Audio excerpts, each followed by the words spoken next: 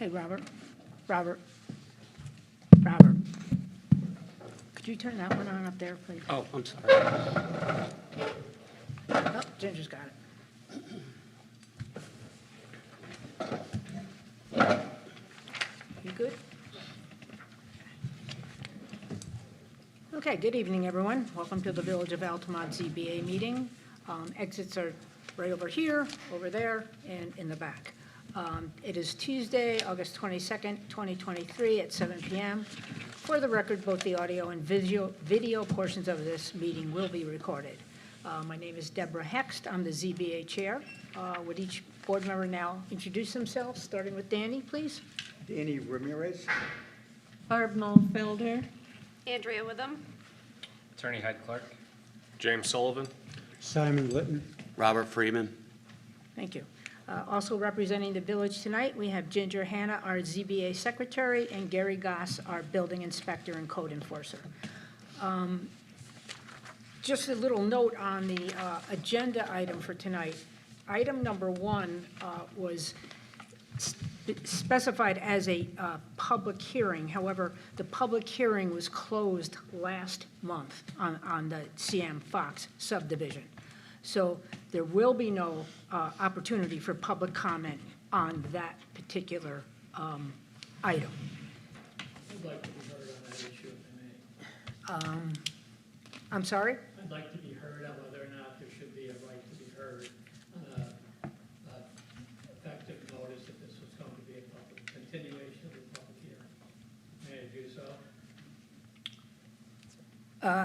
Are you Mr. Connors? Yes. Okay, so we've received your email, we've read your letter, that came in today. That came in past the time that it is due to be officially recognized for this meeting. There will be a public hearing when it comes down to the subdivision. It's totally separate from this, which is for the variances.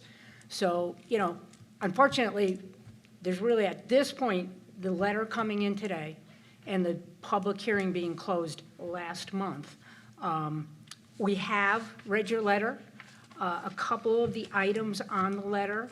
The first one, when you asked if we notified the town of Guilderland, that is not a requirement for an area variance, so no, we did not. They will be notified as far as the full subdivision application. As far as SHPO is concerned, they were notified as far as being a coordinated review, and we've not heard back from them. May I be heard?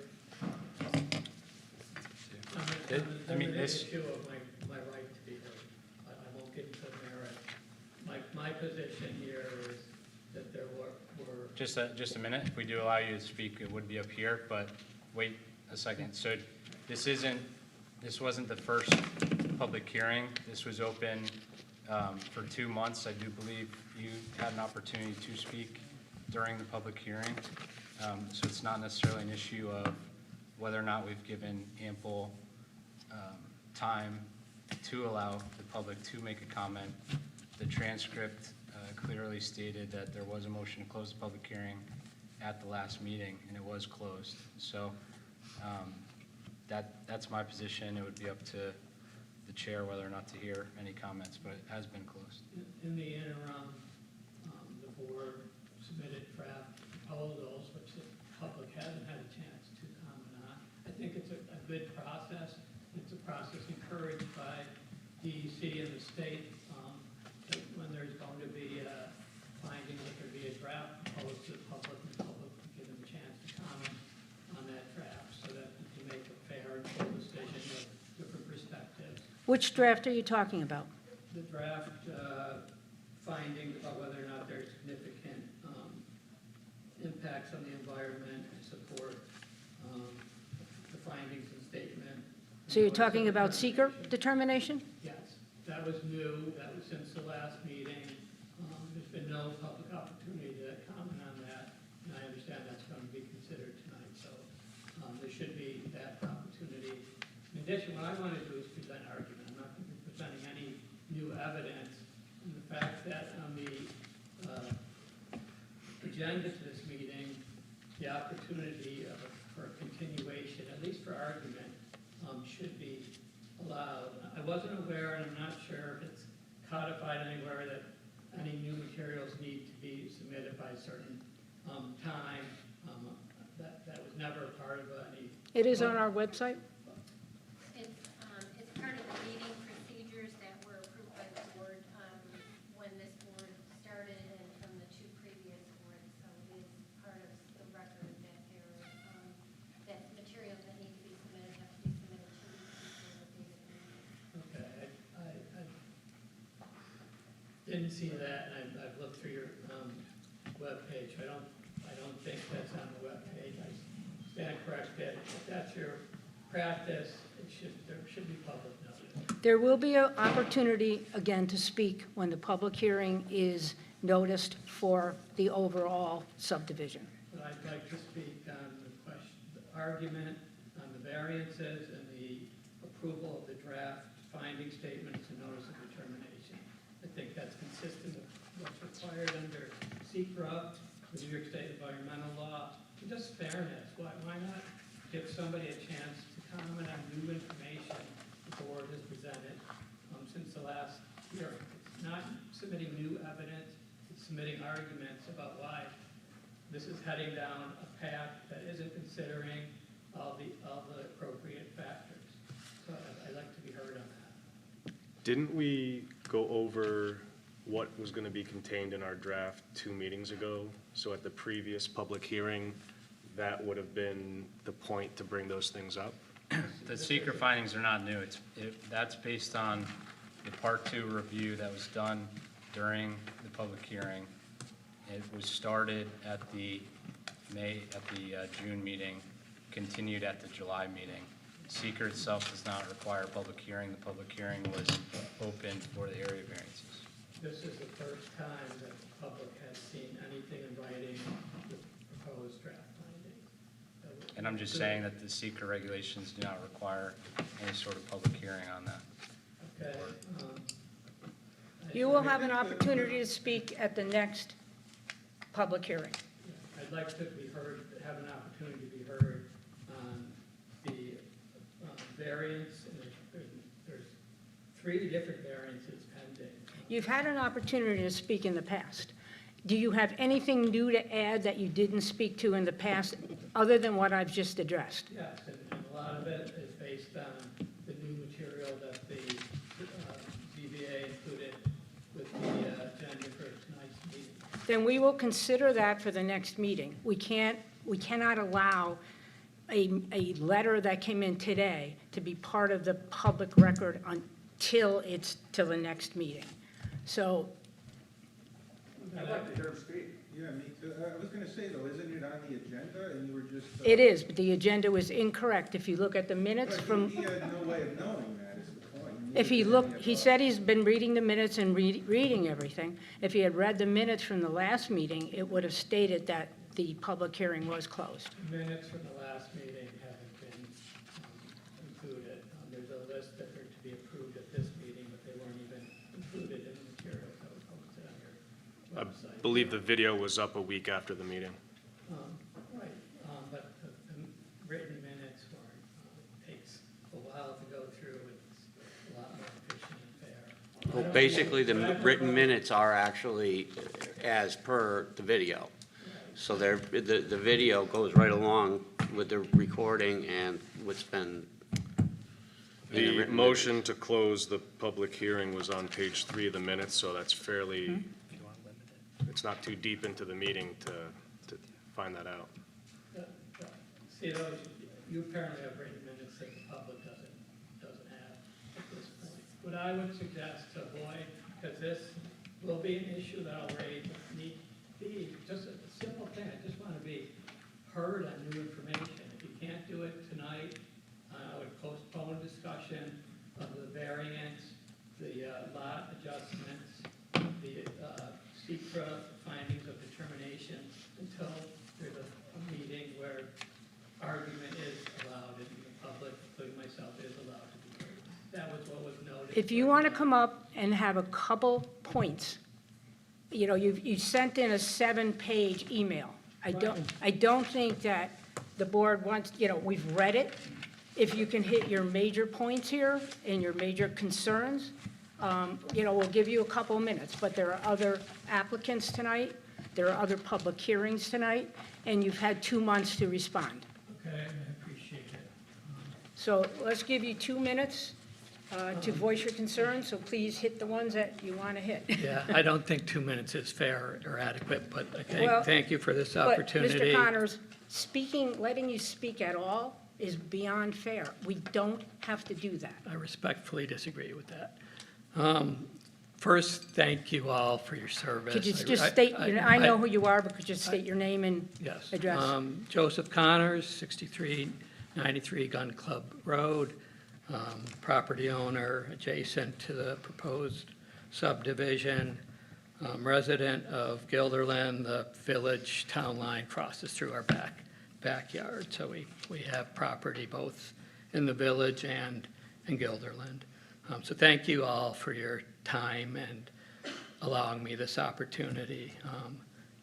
Any remarks I made are made with good intentions, in the spirit of a fair process, a check on assumptions that are being made, efficiency, and a way to avoid, hopefully, future costs down the road. I've addressed why it's important to be heard based on new information. I submitted this afternoon, like shortly after noon, my letter. I would ask that be made part of the record and considered before any findings be made concerning the variance applications, the sublot revision applications, or the SECRA proposed findings. Those proposed findings were distributed for the first time with the notice of this meeting.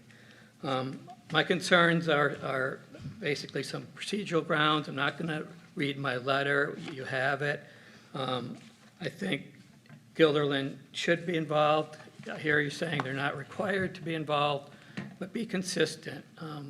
Guilderland, when it was proposing solar panels down by the golf course, consulted Altamont. That's what good neighbors do. That's because there's a 500 feet Right. water line. Well, I think it's being good neighbors. So I'm suggesting, even if you're not required to do it, it's a good thing to do for a coordinated review under SECRA. They will be under, for the subdivision. Well, I think before you make any SECRA determinations or make any considerations on whether or not the variance should proceed, you should consult them. Also, I think there's a big fundamental mistake that's being made about whether or not this is a Class 1 SECRA action. That's crucial into whether or not you can attach conditions to any approvals that you might make. It should classify as a Class 1 SECRA for all the reasons set forth in my letter. Finally, not finally, but in addition, there is insufficient evidence right now to make the determination that you need to make.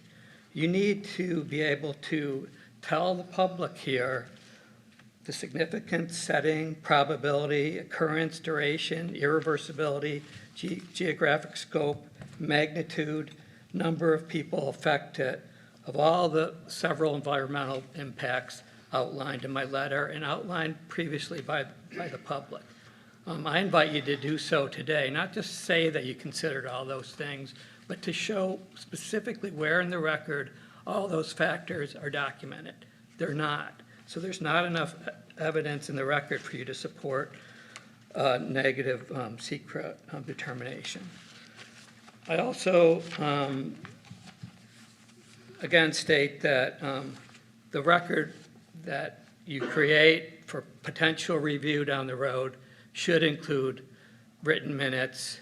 We don't have them from the last meeting. You apparently have them. The public doesn't have those. I raised something, and it wasn't easy for me to do it, but I did it, hoping that you'd understand that I do it with good intentions, that throughout these proceedings, there's been statements made by board members that raise issues of partiality concerning that this will be great and as good as any previous projects done by Mr. Miller and CM Fox. Statements that, of course, they can't just say no to somebody that's coming in for a variance. Statements that call into question the partiality of the board. So I would ask for you to clarify that for the public. There are other examples in my letter. The other issue is the timeliness of any significance determination. I believe it's supposed to be made by law within 20 days of a declaration of the board as the lead agency. On the merits, this is the way I believe it should work under the law. If the proposal doesn't meet certain thresholds for a variance, there's no need to do a secra assessment. The process should stop. And as I set forth in my letter, when you balance all the factors and have specific information to consider all the factors, I don't think you do have enough information. You asked for it, but it was never provided. But when you balance the available information, it supports denying the variance. The variances are involving the frontage on Schoharie Plank. There's sort of a shell game going on about a sale of property on Western Avenue to allow the required frontage that wouldn't otherwise be allowed for the proposed key whole lot on Western Avenue. But in essence, you're being asked to condone that type of private sale towards a purpose that wouldn't otherwise be allowed under the existing code. And there's also an issue about an excessive number of entrances and egress points associated with this subdivision. There's at least 4, as outlined in my letter, which exceeds that allowed, and there should be a variance for that. Moving on in the process. Okay, I'm going to have to say thank you. I mean, I think I've given you enough time. I have 2 more points to make. I'd like to be heard. You can shut me down if you want, but I'd like to be heard on 2 final points. Do you have something specific to the variances, or are you talking specifically to another subdivision that is No, proposed? my points so far focus on the variances and the proposed secra findings that the board put out to the public without the opportunity to comment on them. So, as I said, you don't even need to get to the secra part of this if it doesn't meet the variance requirements, which it doesn't under the record in this case. Even if it did meet the elements for a variance, then you go on to the secra factors and look closer at the environmental impact. This is a secra level 1 determination, and it's clear under the law that if it is, I know that the board switched the initial designation from level 1 to non-level or non-listed, but it really is a level 1 based on the record, and that means that there can be no conditional approval allowed. Even setting that aside, when you look at all the factors, it's clear that there's going to be a significant impact of this project. And the proposed secra findings don't even acknowledge everything that the public has brought to your attention. I did so in my letter. There's over 10 different environmental impacts that I encourage you all to look at closely. Thank you for this opportunity, and I would ask that you deny the variance, deny the lot adjustment applications, and reconsider your proposed secra findings. Thank you. Okay. I don't know, Steve, do you have any rebuttal or anything to clarify what Mr. Connors has just stated? I don't mean to put you on the spot, but. I'm Steve Walrath. I'm a land surveyor. I represent Troy Miller. I believe with your minutes, you have to approve the minutes of the last meeting tonight before they become the public record. Correct. Yeah, I just like would clarify that because that was brought up. Tonight, we're here for variance for the 4 lots for the frontage, so we can do one common driveway instead of put a public highway in. All the other comments have to do with the subdivision of the property, which will all be reviewed and addressed during the like you said, the public hearings for the subdivision itself, with the engineering design and everything, and any environmental impacts will be mitigated at that point. So that's, right now, it's just, the variance is separate from the approval for the subdivision. And I think tonight, you're looking at the variance. So I guess I really don't have anything else to say. Thank you. I just want to read an email that came in today from our engineer.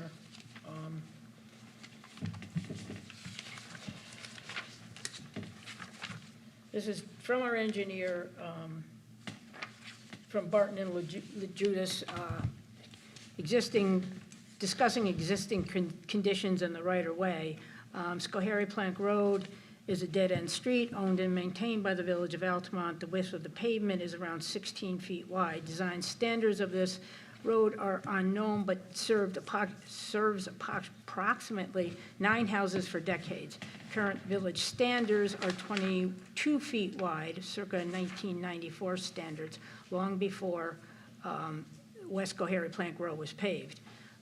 He states, to my knowledge, West Schoharie, he made it like,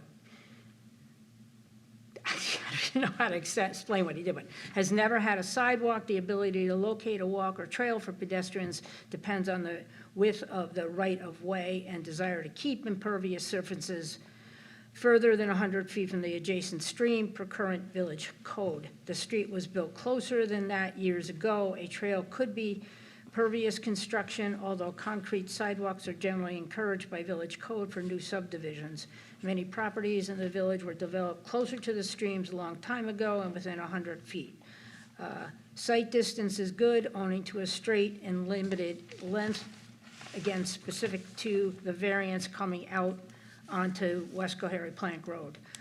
Village Code 315-24 states 120 feet for low-traffic streets like Schoharie Plank Road, and there seems to be much more than that. Like other unposted streets, the speed limit is 30 miles an hour. Given the limited width and lack of accommodations for pedestrians and the 16 feet width, a consideration of a reduced speed limit to 10 miles an hour could be made.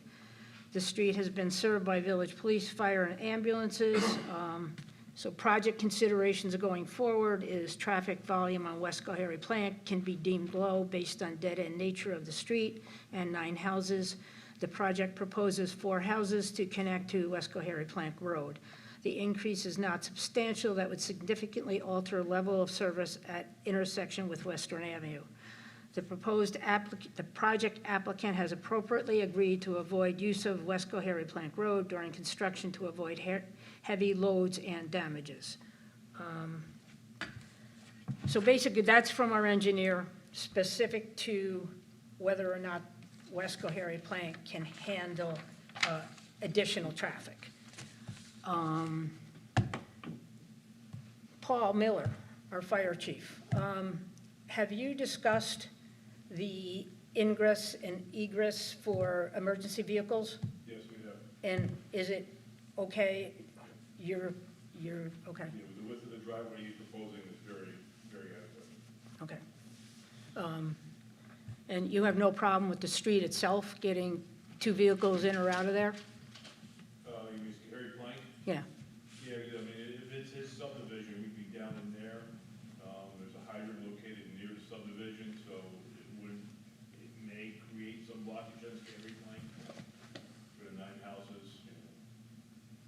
okay, thank you. All right, with that, do you have anything? Tonight, with consideration of the area variance, we should have a discussion on that first, because if the board is going to deny the area variance request, then the seeker determination does not need to be made. So I would like to have a detailed discussion of the area variance and go through the factors. Based on that discussion, if there is a motion to deny and that motion carries, then that will conclude discussion on the application. We do not have to go to seeker. If that discussion seems that it's likely that the variance relief will be approved, then prior to a formal vote to approve the variance, we will then go through seeker. The draft findings are draft. There are areas that were raised as concern during our Part 2 review that have additional space for more discussion from this board prior to adoption. With that, I'd ask the board to deliberate on the variance request. Thank you. Also respectfully note that since Mel is supposed to May I ask you to step up to the microphone when the time is due? Mr. Connor, Not right now. not right now. It's a When the time comes. Point of order, it's important point of order where an email that was received today was just read into the record, but a letter received today by me has been denied. This is something from our engineer. So that the public doesn't have the same right. Fairness. I'm asking you to reconsider because that's going to render erroneous any I would other like to future give our, actions I would you like to take give our tonight. board an opportunity to debate without interruption from the public, please. Okay, I'm just trying to save time and make it more efficient and long. Sir, we also have other folks here tonight too, so they have a fair amount and ample time to come up here, and theirs is a public hearing, so if you could, please. Thank you. Thank you. It was a new issue that was raised. Okay. So board, what are we thinking going forward? There was a worksheet on the area variance factors that was provided in the materials. My recommendation would be to go through each factor and have a discussion about the keyhole lot relief that's being requested.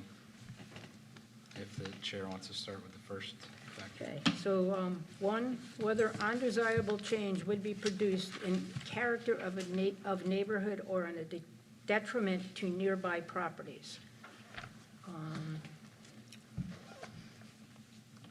What's everyone's thought on that? I've got a few thoughts on that. I made a list today. I have concerns that the Johnsons and the Fox residences would become corner lots. And there are a lot of children living on the street and also in the Fox residence. And walkers, bikers, the children, I believe, at the Fox residence are young, maybe 10 and under, and apparently they ride their bikes and they play in the woods. And there are a number of other children that join them. I don't think personally that the Johnsons or the Foxes really want to live on a corner lot. Again, that's my personal feeling. There'd be no privacy in their backyards. You're going to have big garbage trucks going in there.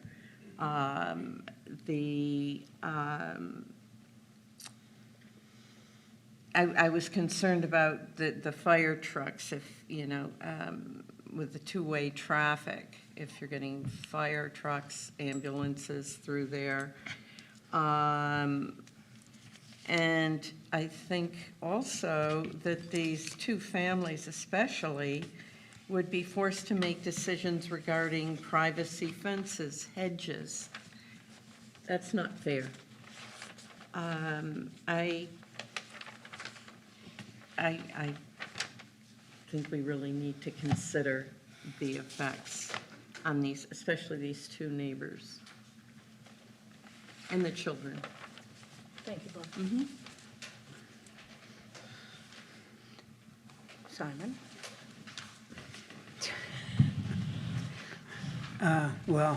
I live on a corner lot, and my house is 17 feet from, the edge of my house is 17 feet from the edge of Lark Street.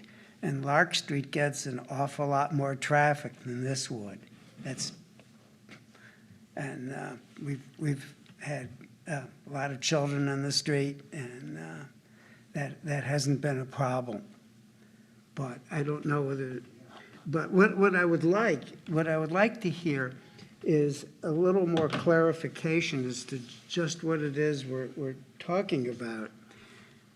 My understanding is that our discussion was going to be limited to the variance of going from 30 feet for each keyhole lot to 16 feet. That's correct. But are we talking about the entire impact of that keyhole lot on the character of the street? With the amount of land that's there, 2 keyhole lots could be approved without a variance.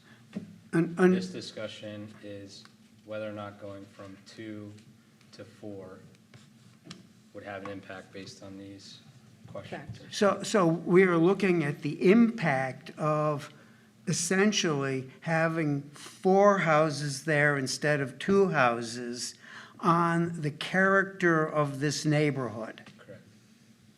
Okay.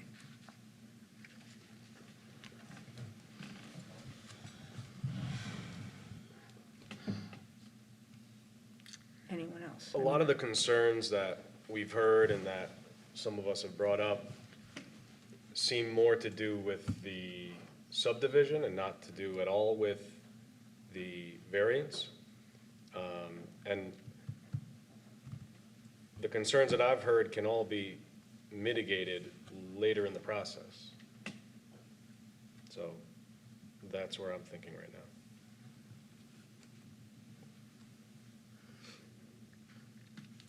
Anyone else? Again, we're still on number 1.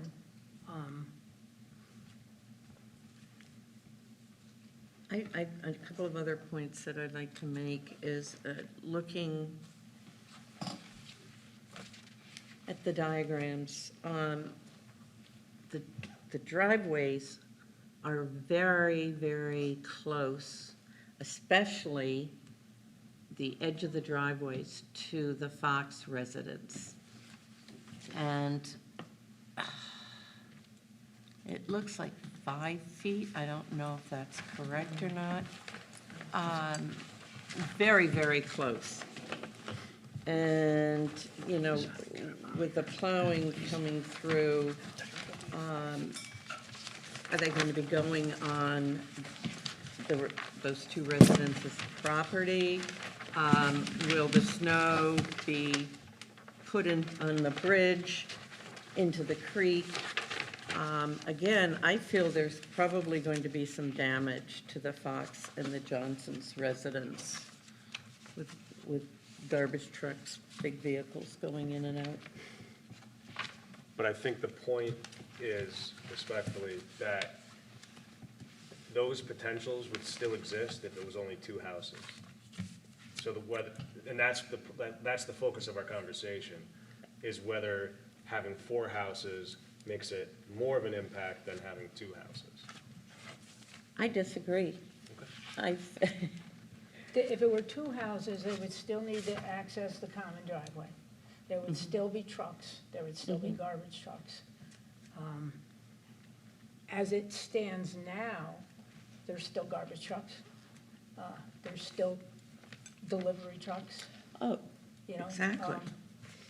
And I guess what this is saying is, would an undesirable change be produced in the character of a neighborhood? Or detriment to nearby properties. And I think the Fox and the Johnsons are going to be greatly affected. If it were 2 homes, do you think it would be the same?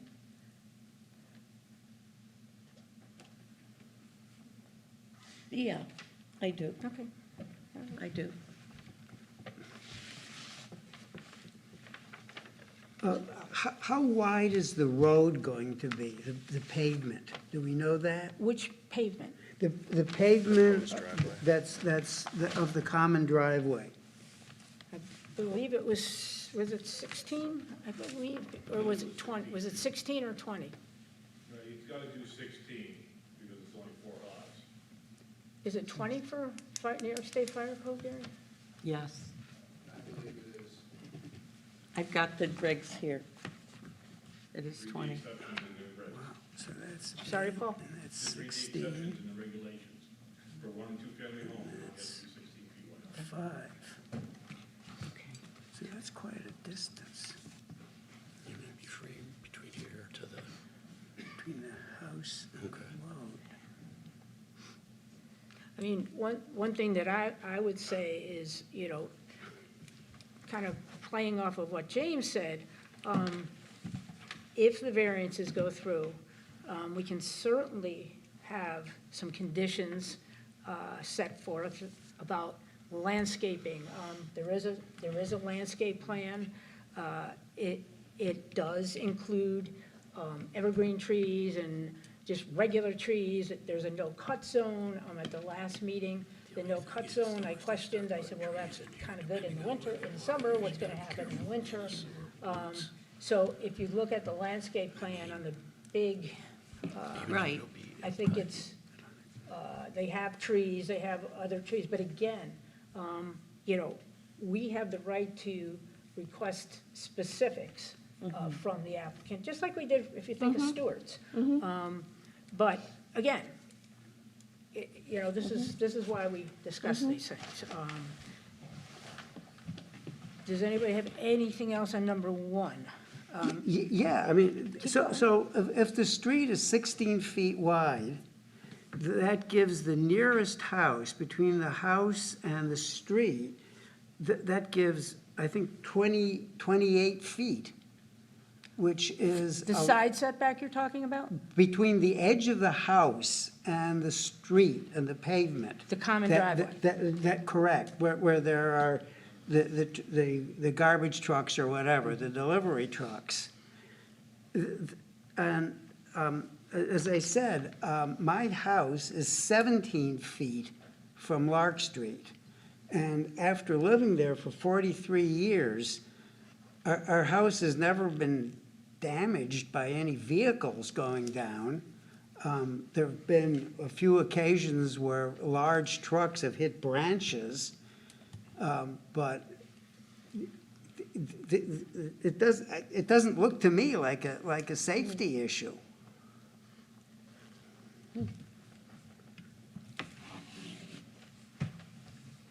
Andrea, Danny, anything on number 1? Because we can, Circle back to. yeah, we can circle back if something comes up. Well, let's move on to number 2 for now. Whether the benefits sought by the applicant can be achieved by a feasible alternative to the variance.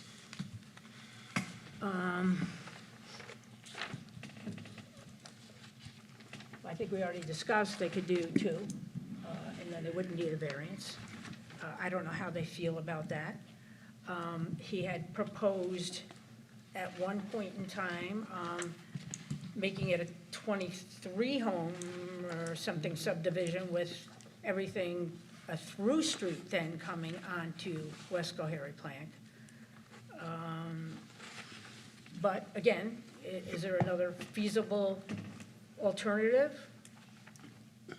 I believe the answer would be yes, but you're still going to have a common driveway, actually 2 common driveways then, coming out onto West Goharry Plank.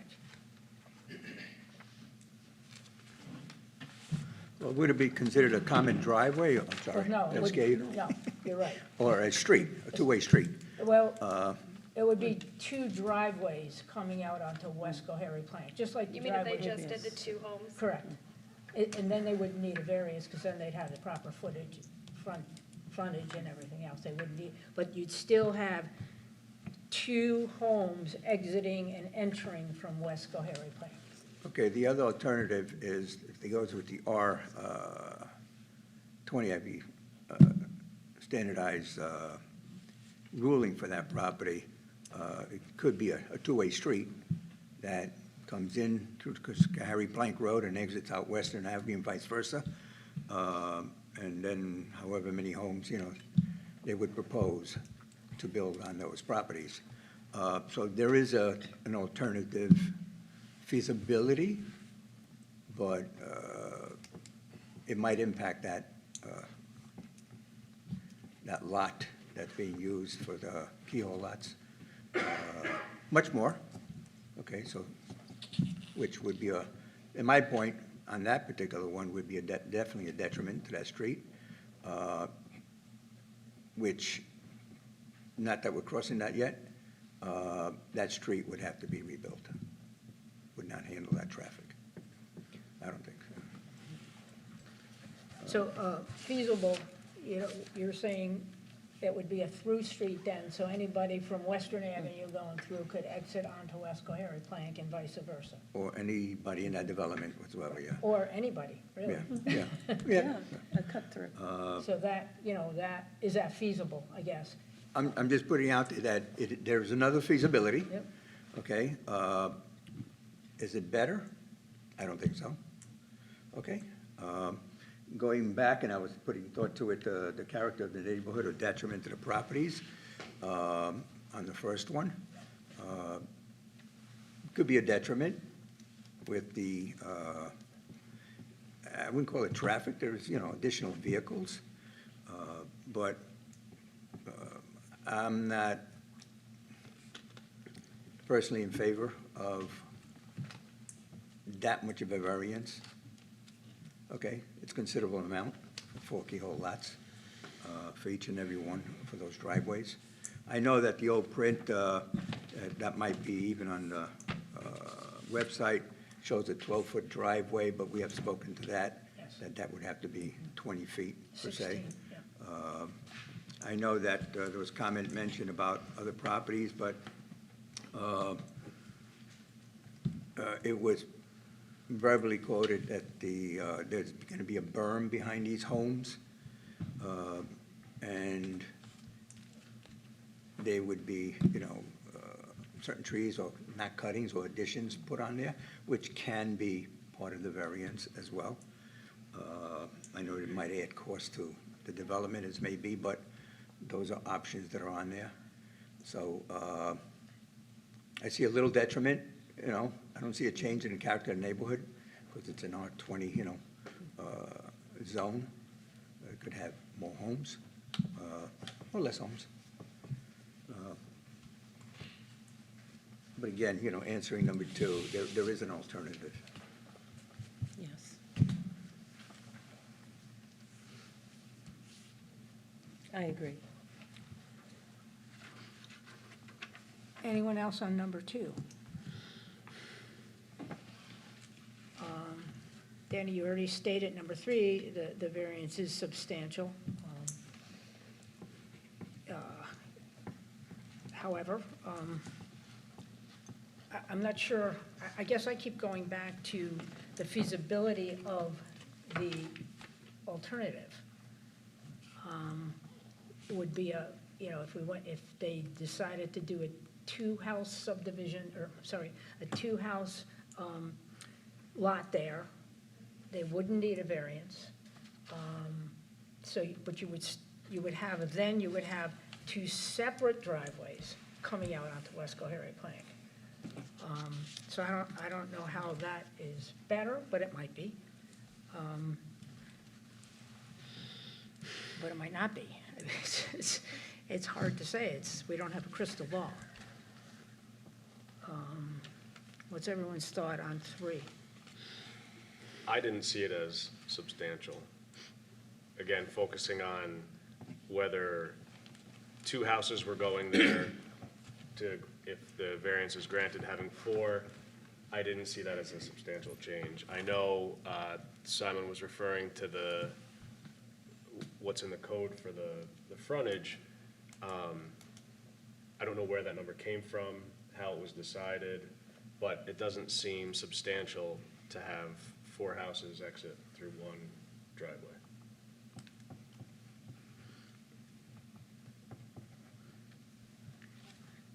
I tend to agree.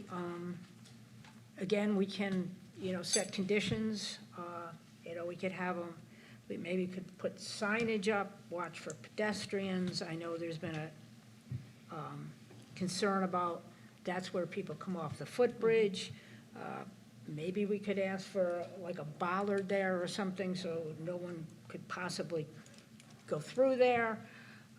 Again, there are conditions that we can set forth if we decide to go forward. Anybody else on number 3? I would agree that I do not think it is a substantial impact. I would also agree with that, and the reason why too is, worrying about snow removal and everything like that is one of the main things, and I understand it, but blocking off the footbridge and everything, as far as snow plowing is concerned, especially by a private individual, you're not supposed to plow it across the road, period. So it's all gonna go the other way anyhow. So just throwing that in there. But they do. I know they do. They do, but again, some conditions we can set forth. We already made a condition that they can't have, construction vehicles on that. Yeah, So- exactly. But, we're getting ahead of ourselves. Would the variance have an adverse impact on the physical or environmental conditions in the neighborhood?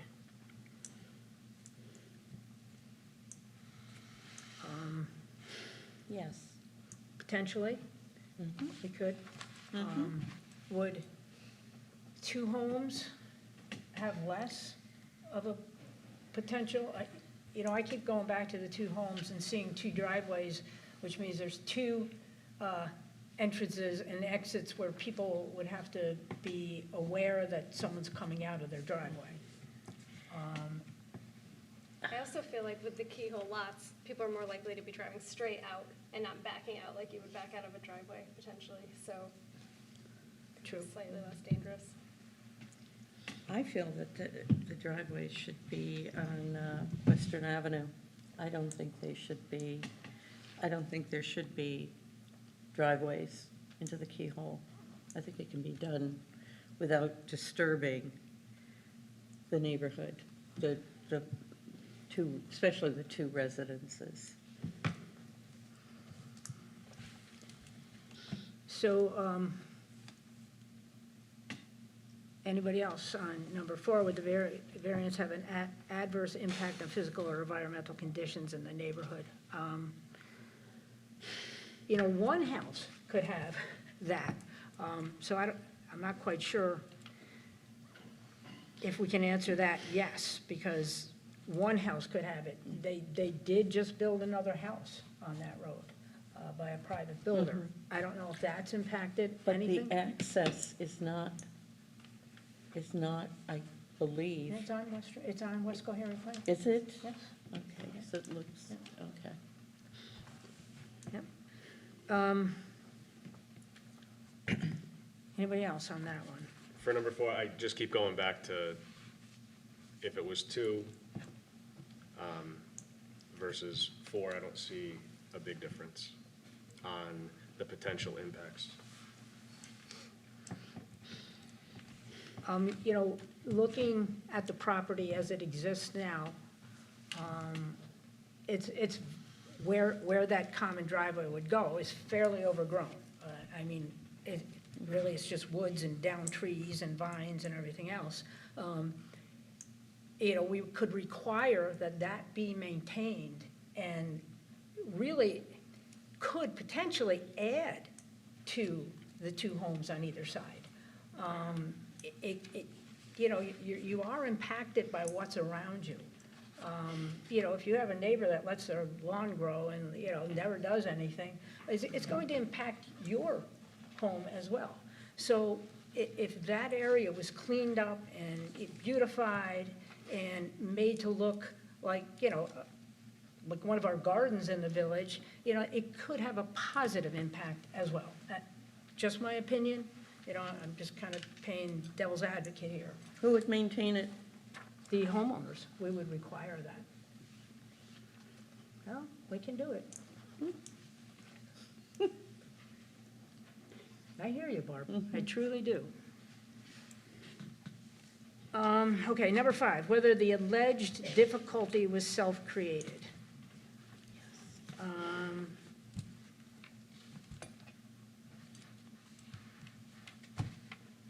I'd say yes. Definitely, definitely, Hands down, that's a yes. That's- You know, yes. It could be one home built on that lot, you know, he's accessing it to build homes behind. I was thinking about number 4, I apologize for the delay. It's okay. The variance have an adverse effect on the physical condition. I don't believe on the environmental, I know everybody's concerned about the green space, okay, that's been there for many years. But a little bit on the physical. And things change throughout. You could have everybody, a new family in every one of those homes. And as the kids come of age and, you know, everybody suddenly has 4 cars in every driveway, that will change from time to time, even with these homes. So a small change in the physical, I wouldn't call it adverse. It's my feeling, so. I mean, one thing to be considered, if, you know, any traffic study that's done, they're going to do a traffic study based on peak hours. They're not going to do a traffic study that says, all right, you know, we've got 4 homes going in, what's the overall impact every single day for 24 hours a day? They're gonna do peak hours, just like any street, my street. You know, it's not as busy during the day, but from 7 in the morning and then from 5 in the afternoon. So, you know, that's another consideration as we're talking about peak hours. Legally, that we have to consider it that way.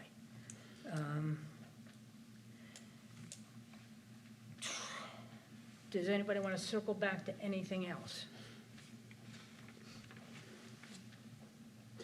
What, yeah, this land, the village had decided that this was suitable for residential development. So how does that, and I recognize that West Schoharie Plank, I think, from what I've seen, has got to be one of the nicest neighborhoods in the village. And it's really, the houses are relatively close together. People can walk to the center of town. It just looks to me like a great neighborhood. But that land behind it is zoned for residential development. And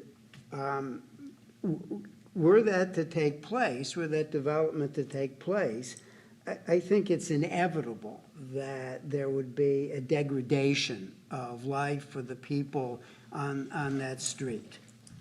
However, the village has decided that that should be developed as residential property. So I'm trying to reconcile these 2 directions. And I think since the village has decided that that's a residential, this is suitable for residential development, it looks like it could happen. And I think to the people on West Schoharie, it would be a very unfortunate thing if that were to happen. No matter what conditions we put on it or whatever. But the village wanted that to be residential property. So why do you think it would, let me phrase this correctly, why do you think it would be unfortunate? It could be fortunate, right? I mean. I don't think so, because right now, people have, people are talking about children. People have this fairly large area for people to explore and play in. That would be gone. That would turn into lawns, which I kind of detest. Just green wasteland. Right now there's, well, it's probably full of invasive species. At least it's got some some interest to it for kids and small animals. People have talked about small animals in there. But we need a place for people to live. And more houses, more people, more kids in the local school, more business in the local stores. People have to live somewhere. We can't just NIMBY our way into some kind of isolation. So I think it's an unfortunate situation.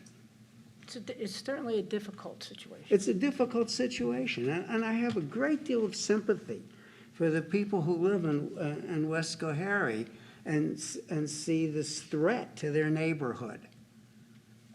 It's a very real threat. But somebody else owns that property, and they have the right to put houses there. Right. That's actually it in a nutshell. I agree with Simon, and I'm not opposed to the development. I agree, as Simon said, the village, has deemed it for R20. I am totally opposed to using Schoharie Plank, putting a road in there to access houses that can be accessed off of Western. I think it would be a shame. Steve, can they, I'll come up to the mic again. Steve Walrath again. If two of the lots were redirected to Western Avenue, we would be needing variances on Western Avenue for the area variance for the keyhole lot width, without putting a public highway through. One thing about, back to the driveway, with what Troy is proposing is the 4 houses with a common driveway. He can do 2 right now. He can do 2 with the common driveway. I think the common driveway would still have to meet all the fire codes and everything. It'd still have to be the 16 feet. So you're gonna have the same driveway no matter what, whether it's 2 houses or whether the variance is granted, and then you have 4 houses. Going and, like Simon is talking about, like developing it, it's R20. If you wanted to max the thing out, you'd be at 24, 25 lots with a public highway, which is much wider than the 16 feet to begin with, and you'd have more traffic going through there. and that would be a through street from West Schoharie Plank From to West Western? Schoharie to Western Avenue. If you look at it from a planning perspective, the Kilts property, when they were selling all of the lots along Schoharie Plank Road, between the Foxes and the Johnsons, they left 65 feet, which lines right up with Euclid Avenue. From a planning perspective, that was intentional for a future street. There's no reason why somebody would leave 60 or 65 feet there, because it's not even big enough for a house lot. So from a planning perspective, I think that's what the idea was at the time. Now, that would involve a bridge across Euclid Avenue and everything, which is not going to happen. But back to what Troy is proposing to do is he's proposing to do larger lots, less impact on everything, no through street, and just, a lot less houses. I think we have 11 houses. Yeah. And that's it. And granting the variance pretty much shuts down the idea of a through street. And I think back in procedural also, it's, if you grant the variance, if we get into the subdivision design and review and, things come up and it doesn't work, then obviously it's not going to get built like that. And Troy would have to come back with something else. Does that make sense? Yeah, but, but as far as rerouting them to Western Avenue, like I said, we'd have to come up with 60 feet on Western Avenue someplace for the 2 keyhole lots, which would eliminate a lot or maybe 2 on Western Avenue. So to get those back there, you would be losing lots there.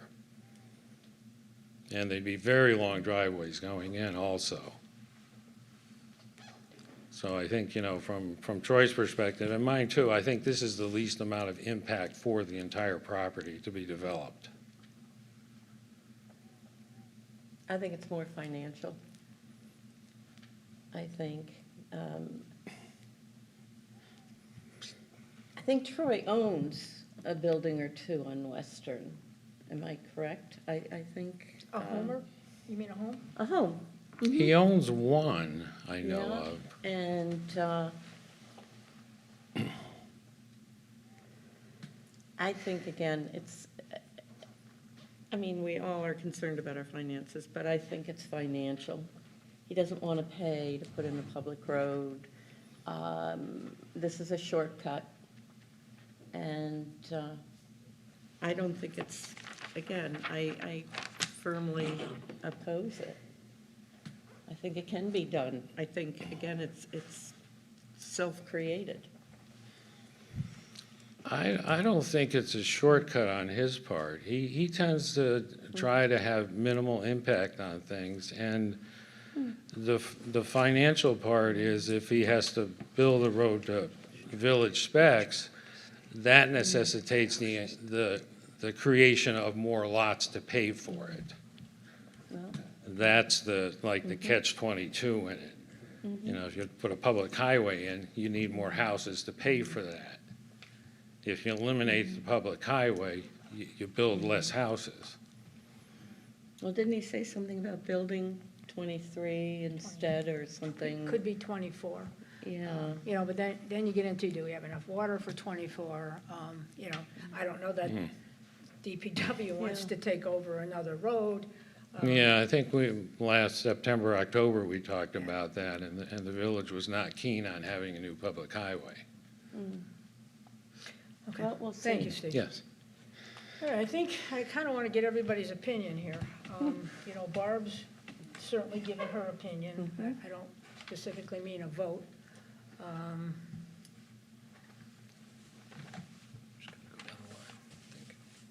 Danny, what's your thoughts? You're always the I know first there's one. other avenues, part of it was just discussed right now, a public road. I'll talk about my vision, public road off of Western with a dead end, cul-de-sac turnaround, and let that little Harry Plank Road plot be a greenway accessing through there for children to walk into town as it may be. But again, it's a public road, adds additional cost, there's more housings in there. Things could be done on. I just think it's a substantial variance, for 4 lots he wants to put in there. I see the planning, the water issues from the village, taking over the town, the maintenance of the roads, et cetera. My only concern is on variances and the impact, but on the street. But there are certain things that, should the board decide to allow these variances to go through, there's certain guidance and things that we can put in there. And so that's something that we have to think about before just outrightly, considering variances and proving. Thank you, Danny. Andrea, we know what Barb feels. Sorry. Don't be sorry. Specifically talking about doing 4 houses versus 2 houses, I don't think that it's necessarily a substantial change. I understand what the neighbors are feeling, and I totally understand, you probably don't want anything being built behind your houses, and it's definitely going to change your neighborhood, and I understand that. But like we discussed, he did buy the property, and it is available to put houses on. Otherwise, I'm sure he wouldn't have purchased it to begin with.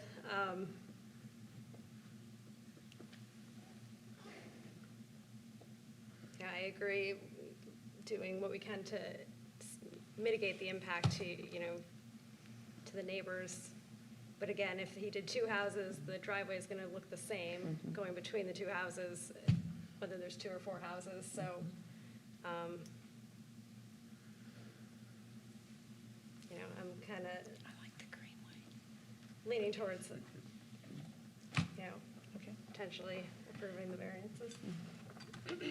James? For the points that are even stated, I'm inclined to support the variance. Simon? I'm inclined to support it with a heavy heart. Bob? I support the variance because you can go ahead and put one road all the way from Western all the way in and just stop it and have those, just say for instance, they were gonna do that to appease whatever, you're still gonna have houses in people's backyards. And I feel that, I understand that not in my backyard, I don't want it in my backyard, I get it, but again, this is Troy's land, he definitely bought it with a purpose. I feel that whether there is 2 houses or 4 houses coming off of Scary Plank, I know Scary Plank, I've been up and down it all my life. It is quaint, and I mean, if he does it, he has to abide by whatever we put in place to, because I can understand the way that people feel on each side of that driveway. I get it. I live on a corner lot, I get all the snow when they come in and plow, and I'm the first house, I get everything from Main Street, while the people across from me get nothing. I know that probably doesn't mean anything, but but believe me, I feel the pain. So, but I wouldn't be inclined to, because he did buy it for a purpose. We just need to set in place certain stipulations to make sure that everybody can benefit in one way or another. Okay, thank you. I agree with what everyone said, whether you're opposed or for the variances. It's definitely going to be a change to the neighborhood. It doesn't necessarily have to be a bad change. And, we can't consider, general community opposition in our decision to approve or deny a variance. So going through these factors, yeah, it'll be a change. Yeah, the applicant could possibly achieve it by another means, but technically it's not feasible because the result will be the same. You're still having the driveways coming out onto West Cohary Plank. Is it substantial? Well, they're going from 30 to 16 feet. It is. But is it substantial enough to find a reason to deny it? As far as an adverse impact, I don't see that. I actually, if we, here on in, do it right, it won't be an adverse impact, I don't feel. I think it'll be a positive impact. It's Troy's land, as long as he does everything by code, there's really not a lot we can do. But that's why we can set conditions. So, based on what I know we can rely on as far as fact is concerned, I would probably agree with approving the variances with conditions. Hyde? Okay, now, my question is, counsel, or Deb, do we have to set the conditions before the approval? Or can we set the approval with conditions coming down the street? Based on the discussion, we would move to our determination of seeker, which is required before any approval. That there's not going to be conditions that are incorporated in that determination. That's going to be one way or the other without conditions. if there is then a motion to approve the area variances, in that resolution, we could set conditions on that approval. So you can include it at that, you can include the conditions at that point. But Okay. based on the discussion now, we should move to seeker. Thank you.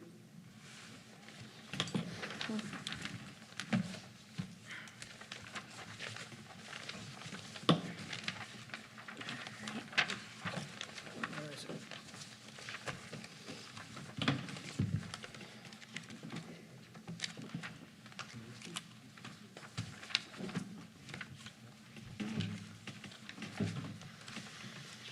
I brought my copy. It's in there. You got it, right? Give me another copy. Sorry? I liked your green. Oh, wait, no, here it is.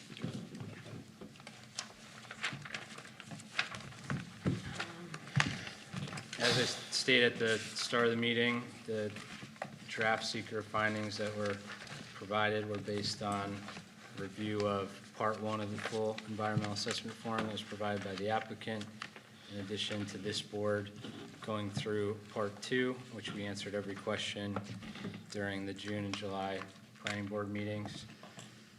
During the discussion on Part 2, there were a few areas where we felt that there may be an impact, and I've left room for additional discussion notes for that draft to go through tonight. I've also had on the record additional information from the town designated engineer. Not only was read into the record this evening, but he also appeared at the June public hearing and made statements as to some of the impacts as well. Do we want to read the draft findings? Or how do you want to discuss that? Do you want to just discuss that it, this? I can go through at least to go through Part 2. The first question was the impact on land. We did find that construction will not be on slopes of 15% or greater. The action will not involve the removal of more than 1,000 tons of natural material. It's not located in a coastal erosion hazard area. The proposed action may involve construction on land where the depth of the water table is less than 3 feet. However, village engineer recommends that rain gardens can be incorporated in the subdivision design to capture and filter stormwater as a way to address water quality and quantity on the lots. Of note, even if the board makes a secret determination this evening, if at a later date there's new application materials, or if the subdivision plan were to change, or if there was new information, that could allow this board to reopen seeker and make a new determination based on that. So I just raised that as a point I was thinking about. Therefore, based on the discussion in Part 2, this is currently drafted as there not being a significant impact on land. 2, impacts on geological features. Project site does not contain any unique or unusual landforms, cliffs, dunes, minerals, fossils, caves. Accordingly, during this board's Part 2 review, no impacts were identified in geological features. Number 3, impacts on surface waters, including wetlands. There are no jurisdictional wetlands on site, and therefore no excavation and development occurring in a wetland. The ZBA identified the creek adjoining Schoharie Plank West as a concern for surface water that may be impacted. Based on the village designated engineer review, there will be no upland erosion or runoff entering the stream, and therefore little to no impact to the existing water body. Also, as noted by the engineer, that future plans should incorporate soil stabilization measures, installation of healthy vegetation, and stabilized drainage swales. And because this came up as a potential impact, I did want to allow the board to have any additional discussion on impacts on surface waters, including wetlands. We feel that additional findings should be included. Yeah, I think, Brad was talking about swales and rain gardens, and definitely making sure that nothing is directed toward Marion Court. I think a lot of those things need to be incorporated in here. I know there was talk about vegetation and no cut zones, but I think we need at some point to discuss, other types of trees that will be in bloom all season, and other trees that may help mitigate any water problems. I know everybody goes with a weeping willow, or something like that. So I think that this impacts on surface water, wetlands, or any type of runoff. I think once we get to the subdivision review, I think this needs to be addressed a little bit further. The swales and, what are the, Water gardens? Rain yeah, the gardens. water gardens, the swales, they need upkeep. They do. So somehow there has to be a mechanism that after these lots are sold off, there is a mechanism to maintain these. On behalf of the applicant, can you just state on the record if you're willing to install these mitigation measures and also establish the proper maintenance and guidance, maintenance and upkeep of Yes, those? on behalf of the applicant, I can say that he will agree to that. We agree to that. I have a project over in New Scotland, which has the same type of swales and whatnot, and the town actually, it was really interesting, but they have a right to, it's an unspecified easement to be able to go in and maintain the swales if the homeowner doesn't. And the homeowner's responsible for the payment of that, which I thought was kind of an interesting thing. So, yeah, I mean, we could certainly do something like that. And then, as Deb mentioned, like the plantings and everything, we're already proposing some plantings if there's more.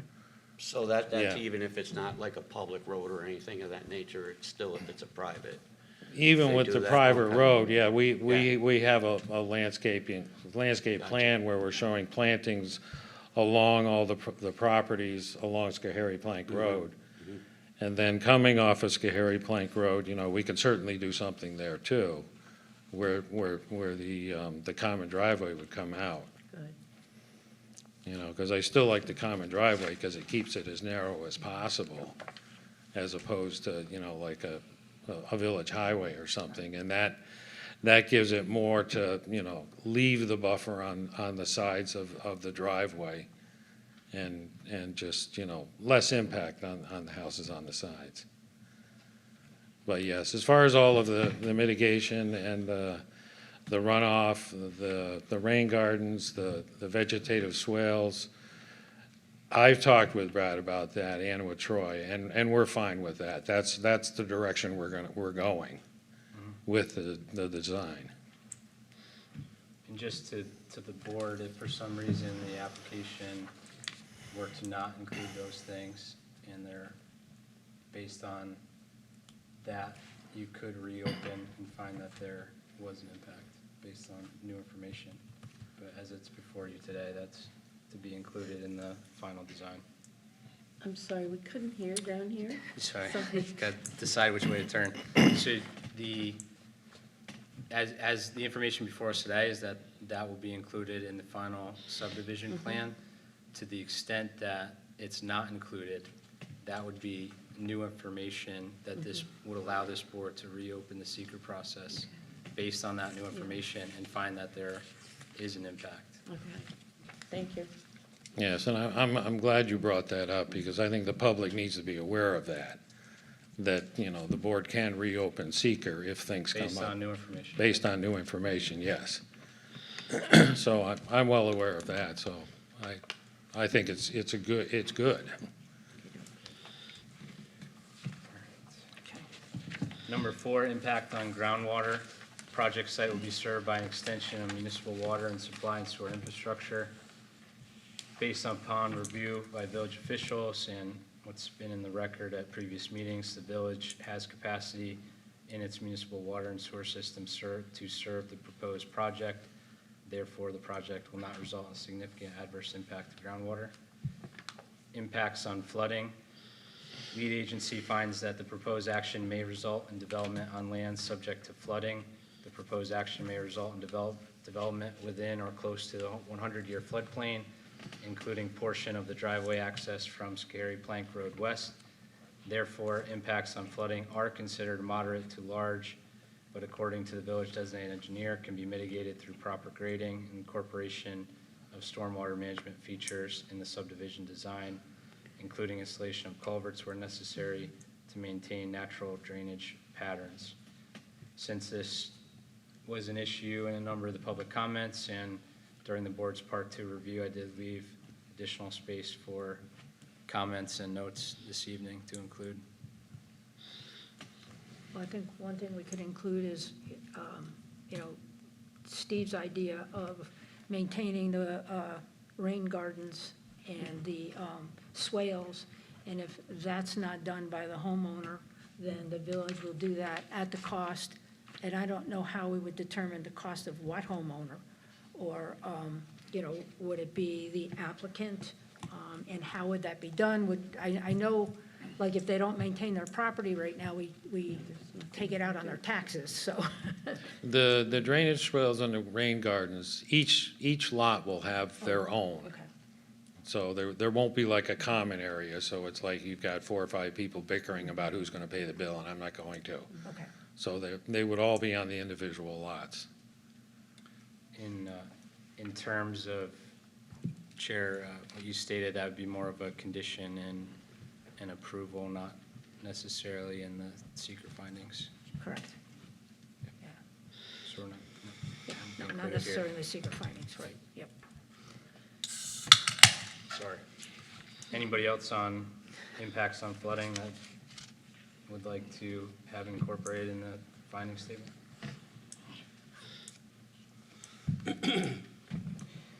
Impact on air. The proposed project does not include any uses that would result in substantial change in existing air quality, nor any significant sources of air pollution proposed. Number 7, impact on plants and animals. U.S. Fish and Wildlife Services information for planning and consultation, New York State Department, DC Resource Mapper, and New York Natural Heritage Program were consulted for lists of potential federal and state threatened and endangered species. This revealed the potential for the northern long-eared bat.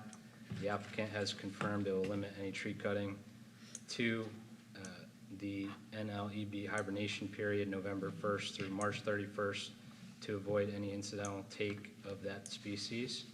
As a result of that mitigation measure imposed with respect to the timing of tree removal, there is no significant adverse impact on plants or animals.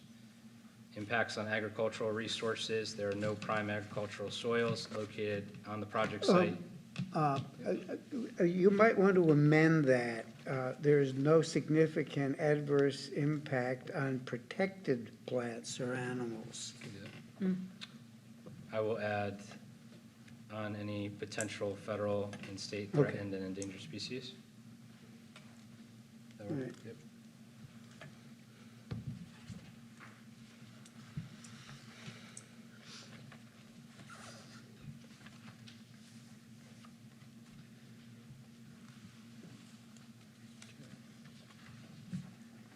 Back to ag. No prime agricultural soils, categories 1 through 4 located on the project site, and no unique or irreplaceable agricultural lands will be adversely impacted by this project. Impacts on aesthetic resources based on the residential nature of the application and the fact that it will not be in sharp contrast to existing land use patterns. ZBA finds that there will be no significant adverse impact on aesthetic resources. Impacts on historic and archaeological resources. Would like to amend this section just after additional review of the applicant's Part 1 of the seeker form. It was identified that the project site is substantially contiguous to the Altamont Historic District. During this board's Part 2 review, there was a discussion as to whether or not this had an impact on the Altamont Historic District, so would just like to amend this section to state that that district is close by, and have this board have any additional comments as to whether or not you think there's a significant impact to the Altamont Historic District. I mean, the historic district is on Main Street. It's not really near this project. So I can't see it having any impact on what's designated as our historic district on Main Street. Any other comments from the board? Yeah, I guess on that particular one, the concern about temporarily construction traffic that might cause a problem to any historical homes or per se. I don't know how that would be different just- than construction going on anywhere else. Yeah, so my thought is that should this go through and down the road and construction goes on, part of the variance is that they use a certain road. They have to, we already have that in. They can't go down West Cohary Plank with construction vehicles. It all has to be accessed through Western. I remember him building that back, but once they're on Western Avenue, can they go through the village or they have to go through that road? Dunsville Road, Oh, you mean like through Main Street or whatever? yeah, Oh, wow. just a thought. Can mark that as a consideration that there could be a temporary impact from construction vehicles based on, The weight classification, Yeah. something over, say, 18,000 pounds per se. anyone else on the historic district? I know right The- across the street, there is the sign that it is a resting place and of a revolutionary, I think it was a Revolutionary War. And, you know, that actually will be addressed in one of our next conversations. So, you know, that is a concern, but it is across the street. This project isn't being built on that land. Impacts on open space and recreation. No significant adverse impacts to open space or recreation are anticipated as a result of the proposed project. The land is in private ownership and is not open to the public. 12, impacts on critical environmental areas. According to the full environmental assessment form and the New York State DEC mapper, there are no critical environmental areas on or near the project site. Therefore, no adverse impacts to critical environmental areas are anticipated. Impact on transportation. As with all development projects, there will be an alteration of the present patterns of movement of people and/or goods posed by this project. Construction-related traffic impacts are expected to be temporary. However, concerns with existing capacity of Scary Plank West to handle traffic after construction have been raised by the public. The ZBA also notes the road is currently utilized by pedestrians and bicycles that may be impacted by any increase in traffic.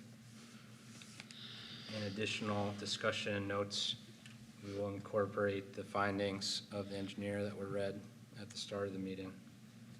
Are there any additional discussion notes on transportation? The only thing I would like to see there, and again, this is back to the subdivision, but since we're doing seeker, that kind of involves everything, is that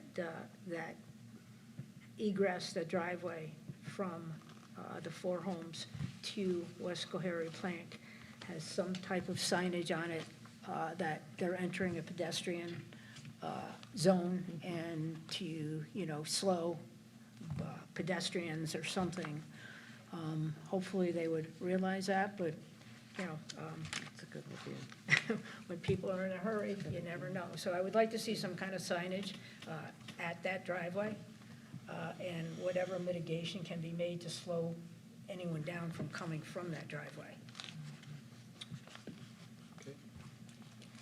Impacts on energy. There are no anticipated significant adverse impacts on energy generation or use as part of the action.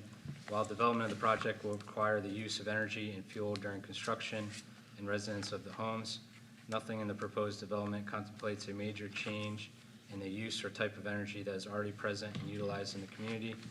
In addition, electric service for the project will not result in any major upgrades to nearby electrical systems, nor will any large on-site utility infrastructure be needed.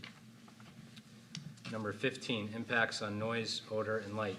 The proposed construction of the driveways and homes will be limited in duration and will not generate noise levels which would be substantially objectionable to the public at large. Construction-related noise shall take place during daylight hours. As a result, while some noise and odor from construction during work hours is anticipated during construction, these impacts are considered minor and will be temporary in duration. With respect to light, all lighting fixtures will be governed during the subdivision and site plan review process. Any lights utilized in any of the residential homes shall be of those lights typical of a residential development. Town designated engineer recommends that no light trespass can occur beyond property boundaries with 0.0 lumens at the property line. We have to change all those town references to village. Sorry, yep, village. TD is the, I know with the The go-to. Stewart's project, there were, didn't we decide on hours of construction and days? Yeah, we're governed by the town of Guilderland's noise ordinance as far as construction's concerned, so we'll definitely That will refer go to in, that, okay, yes. good. What does it mean when you write the town that is village designated engineer recommends that no light trespass can occur beyond property boundaries with 0.0 lumens at the property line? Does that mean that there should be no visible light at the property line? Past the property line, From what? From construction or from the homes? from the residential home. So somebody can't have a floodlight that's going to shine into somebody else's bedroom. Well, is the 0.0 lumens mean no light, or does it? Correct. Past the property line. So my front porch light violates that. Yeah, I see your I light. know. So, And it's- what exactly does this mean?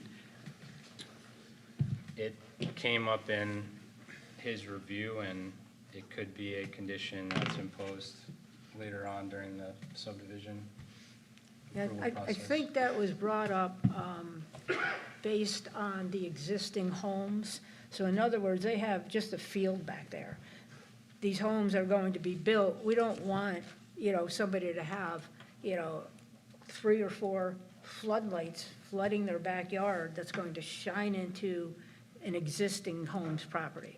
But what if you see their television?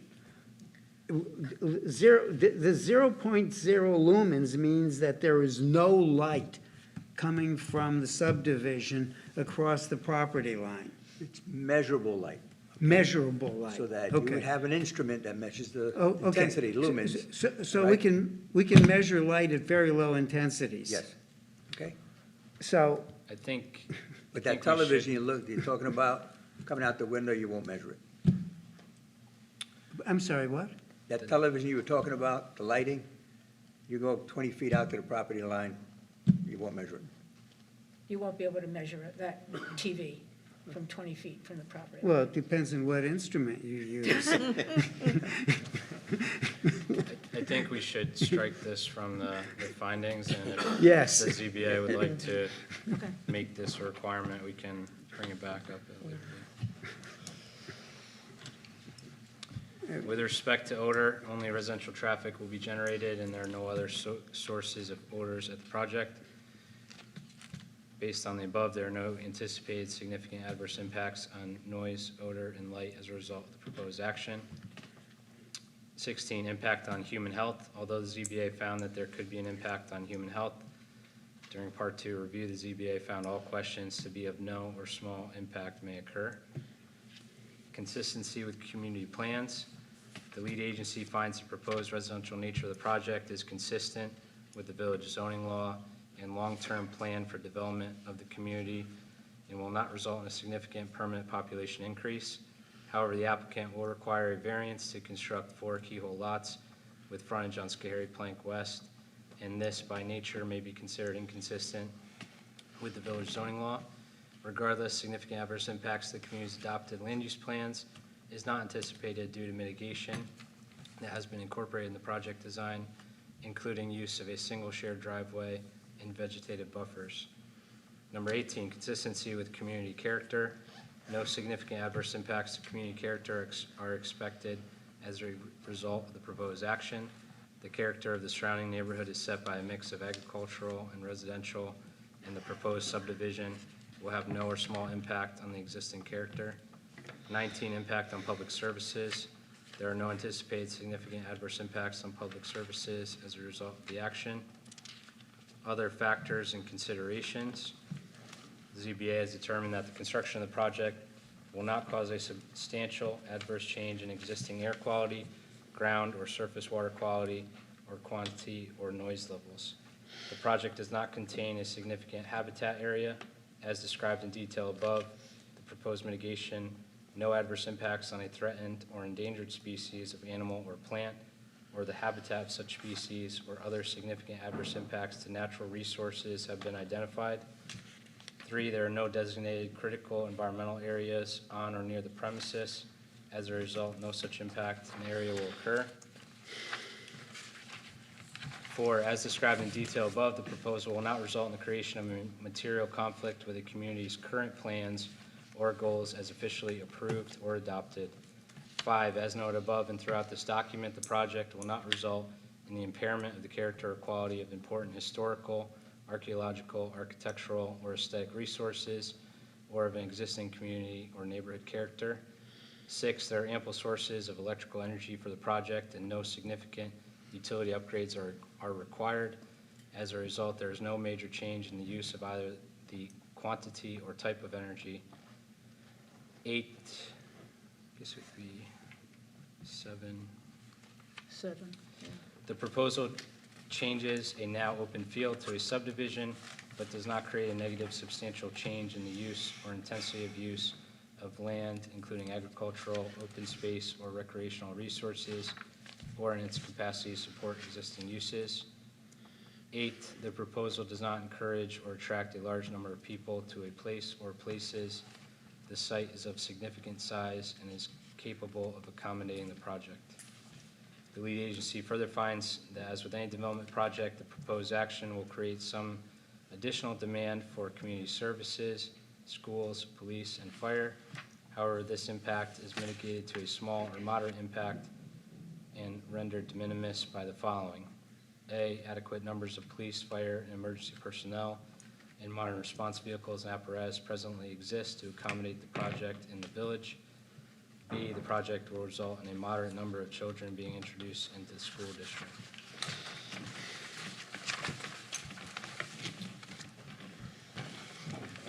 Based on the findings, the board would have to make a recommendation for either a positive declaration or a negative declaration through the Part 2 review. It's my opinion that the findings find that there will not be a significant impact. But if there's any changes to the findings, we can make them. Do we need to make a motion? Make a motion, yeah. Okay, does anybody have anything they want to add to that before I ask for a motion? Okay, then, could I have a motion to declare a negative declaration under seeker for this project? So moved. I Dan? second. Danny? Barb? Roll call, please. In favor. In favor. In favor. In favor? In favor. In favor? In favor. Okay. With that, then, we have a resolution to approve the variances. Yep. So, next, there is a draft resolution before the board for findings and decision on the request for variance relief.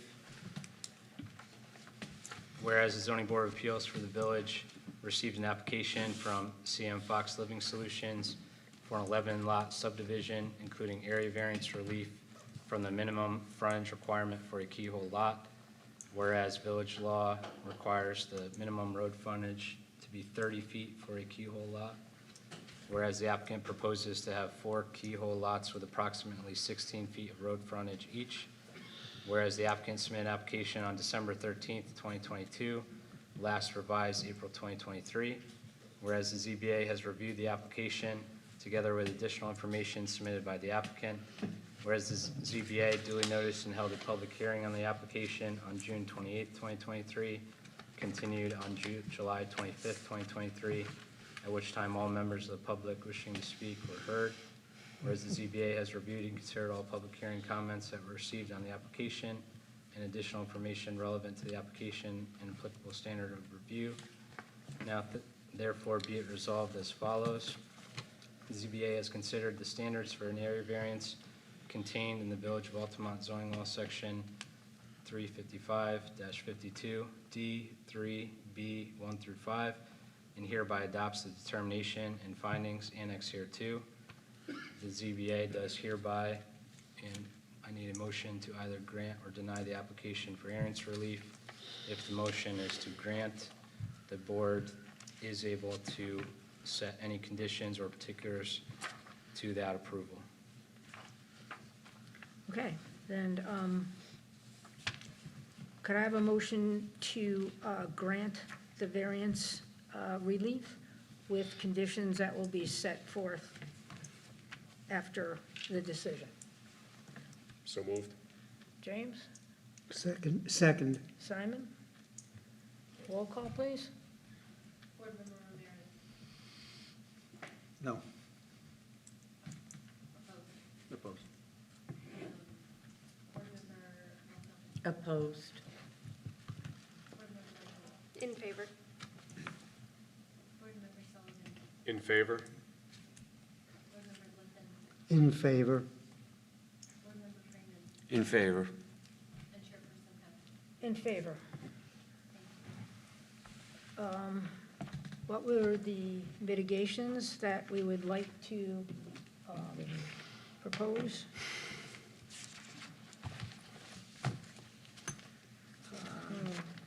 I know vegetation, trees, plantings, signage at the end of the driveway, the common driveway.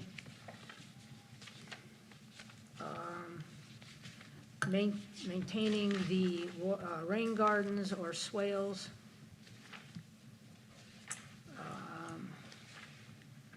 I know one thing, and Larry, you can just nod or say no. The village is paving all the village roads that need it, and it's my understanding that at some point, West Cohary Plank is due to be repaved. At what point, I don't know, but I'm sure it's not going to be before the construction. So that might help, some things. Any other mitigation for traffic control or anything like that, I think should be considered going forward when we do the subdivision review. Anything else that anybody wants to add to that? How specific do we need to be at this point? Or can we say that we need to see vegetation drain? You know what I mean? Do we have to spell it specifically? Like, I think there should be more deciduous trees on the driveway part where it would most affect the homeowners. Yes. Would that need to be spelled out now, or? Could be during Okay. subdivision. Okay. I'm sorry. It could be during subdivision That's what I review. thought, yeah. That could be, based on, whether or not we approve the subdivision. We've got a long way to go. Yeah. Yeah. Because, and that's a good point, Chair, that this project still requires full subdivision review and approval, and therefore, in terms of getting too specific, Okay. there's still opportunity, and the project still may not move forward. Okay. Are we good? I think there should be a motion to amend with those conditions formally to that approval. The motion would be to amend the approval resolution to include conditions that there be substantial vegetation and screening along the access drive, signage at the end of the common driveway, and that any rain gardens or swales installed will require a maintenance plan. Do I have a motion then to amend the resolution to include those findings or conditions? So moved. Thank you. Second. Thank you. So what are we doing here? In favor? In favor? You're on.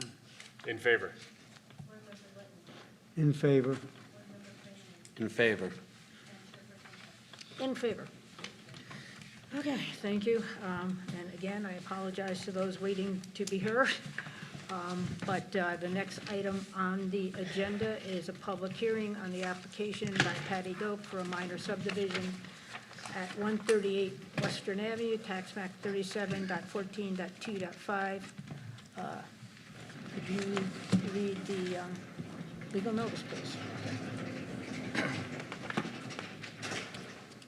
Please take notice that the Village of Altamont Zoning Board of Appeals will hold a public hearing on August 22nd, 2023, at around 7 p.m. at the Altamont Village Community Room, 115 Main Street, Altamont, New York, to hear all interested persons on the proposed application of Patty Dope for a minor subdivision pursuant to Article 2 of the Village of Altamont zoning law, subsection 315-9 through subsection 315-13.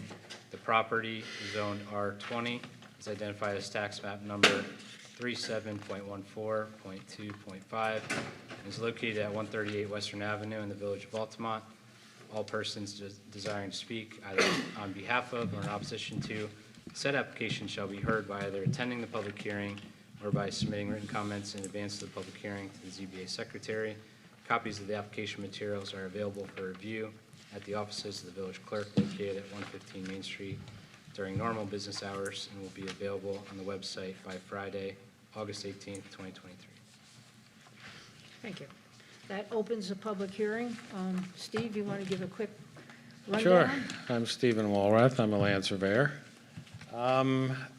It's a two-lot subdivision on 2.4 acres on Western Avenue. I can't remember, is it 139? Or no, that's 138, I believe. 138? I was close. What we have is, we have an existing house here and a driveway, and a garage in the back. Minimum is 20,000 square feet. This is going to be a little over 26,000 square feet. And then Lot 2 here is a little over 79,000 square feet. So it's well above the minimum. The reason the Holts are doing this is they want to sell this lot first here. Patty's mother's in assisted living, and the property's in a trust, and they need to sell the lot to get some money for mom. So that's pretty much the background of it. As far as, where somebody would build on this, I don't know, it's so big, so. At the last meeting, we had requested a couple things. One, something that shows that you are the trustee, or, that you can do this and sell this land. The other was to contact either SHPO or the New York State Education Department regarding the signage that's on that property. We've got that one figured out. The cemetery is over here, which is on the property behind the group home. It was old Dr. Grover's house, and that's like the oldest house on the street there. And I think that was John Grote's house originally, which is, This, I think, is the back of the house, and the cemetery's over here. So the cemetery itself is 200 feet away from the property that we're talking about here.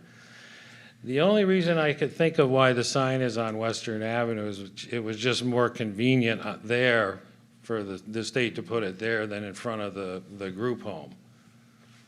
And I don't know if anybody knew where it was, but, you know, that's the only reason I can think of why the sign is there. But the cemetery is not on the Doak property, or the Holt property, I should say. Is the location of the cemetery marked on the ground? Is there a There's stone? headstones there, yes. All right. Yeah, and it says John Grote, Groate. So it got changed to Groot at some point. But yes, the headstones are there, and that's where it is. So have we contacted the Albany Historical Society or anyone just? We haven't contacted them because we found the cemetery, and the cemetery does not impact the property, the whole property. I don't know about anybody else, but I think I would like to see something, either from SHPO or someone that states that you're correct.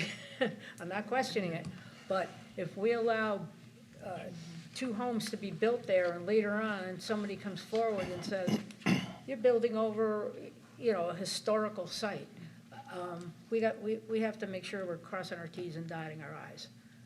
You know, we had requested that prior at the meeting, and, you know, I would still like to see that. Now, yeah, question. You're the surveyor. Is that marked out? Can it be fenced off, or? It could be, but it's not on the Holt's property. It's on someone else's property. They have no control over it. There's nothing they could do. It's not on their property. Gotcha. Okay, I think it's Greg Road. thank you. Mm-hmm.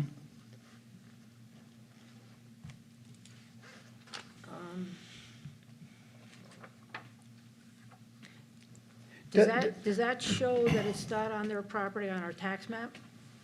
It's not shown on the tax map, no. There's no record that I found, even through SHPO and whatnot, as to the location of it. So to me, this is like the first time it's been put on a map that I know of.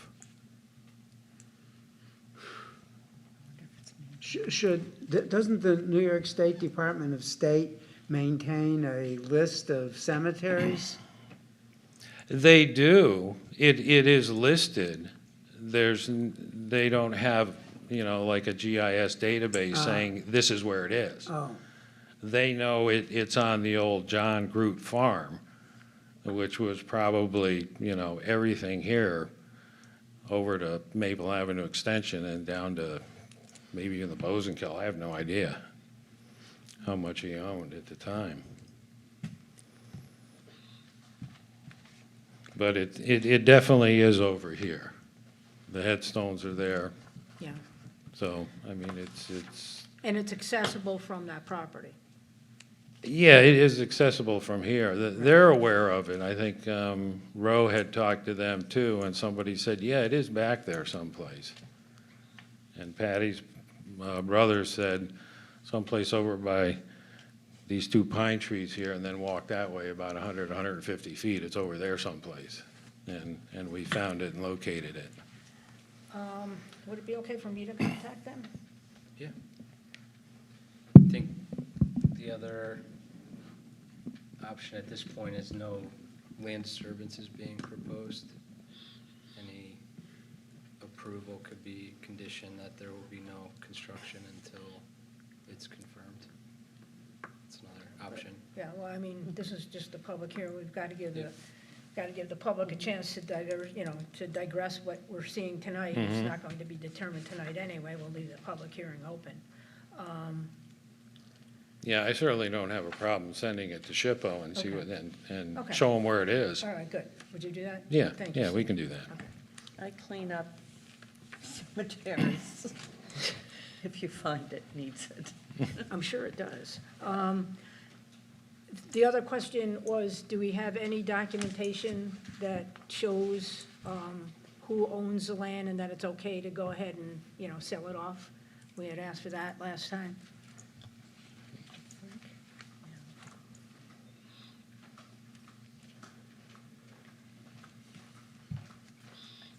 My name is Darrell Doak, and I'm, Patty Doak's husband. I know we talked at the end of the meeting about the gravestone, the historical sites and stuff like that. The land has been put in a trust. I did not bring documentation here to answer your question directly. The land was put in a trust in Patty and Michael's name, I'm guessing probably 5-6 years ago. Go ahead. Longer than that. So I did not bring any documentation. I don't know, we pay our taxes. I don't know if it's something that's on the tax bills or something like that. I don't know. I would assume that there'd be something making you a power of attorney or some type of trustee over the land. I didn't know I needed all those, I'm Patty Doak, by the way. I didn't know I needed all that legal information for tonight. I'm my mom's power of attorney. She's in assisted living and needs the cash to pay for her expenses at this point. I can give you a copy of the power of attorney. I can give you a copy of the trust. My brother and I both are owners of the trust for my mom.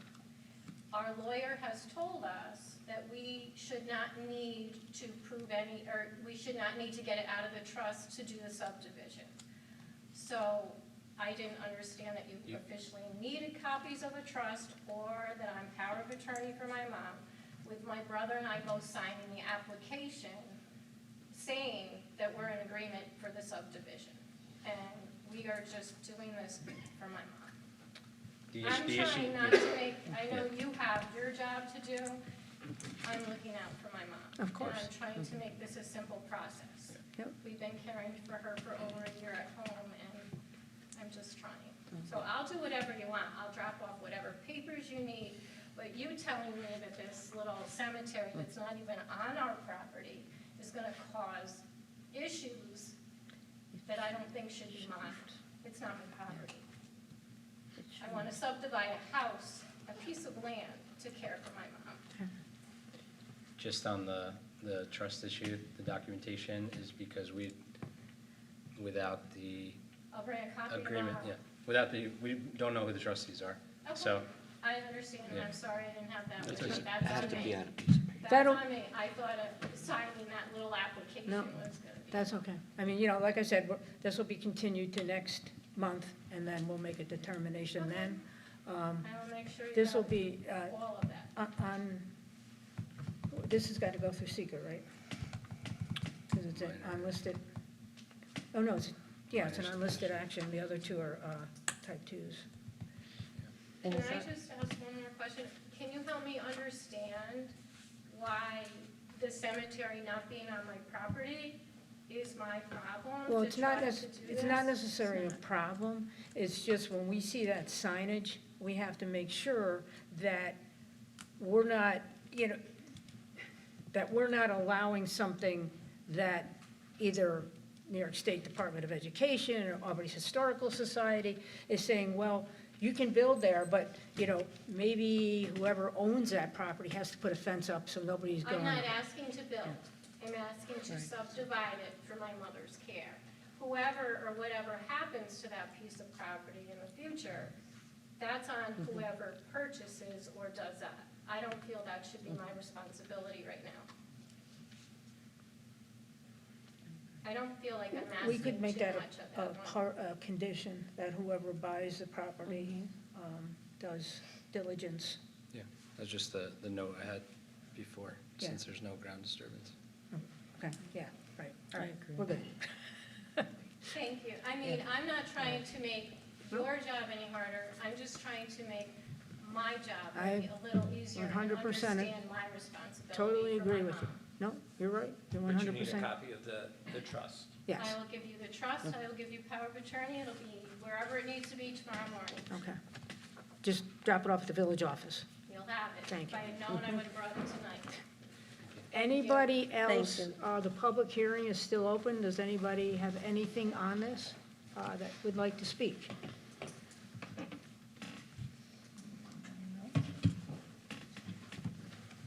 Board, does anybody have anything? On this here, no. As I understand, the cemetery, or the grave, rather, is not on their property in question. That's what, yes, that's what, That's what's being represented. right, yeah, that's what Steve is representing. Yeah, yeah, and I was just thinking what you were just talking about, you know, as far as like when somebody buys it, is that something you could make like a condition Yeah, upon that's what I'm saying, yeah. issuance of building permit or Right. something? Right, yeah.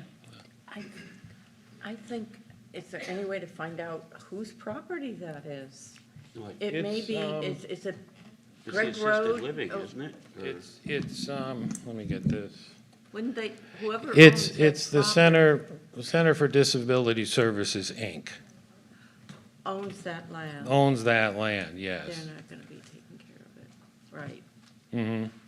And that they're Yeah. aware that the cemetery is on their property. Okay. All righty.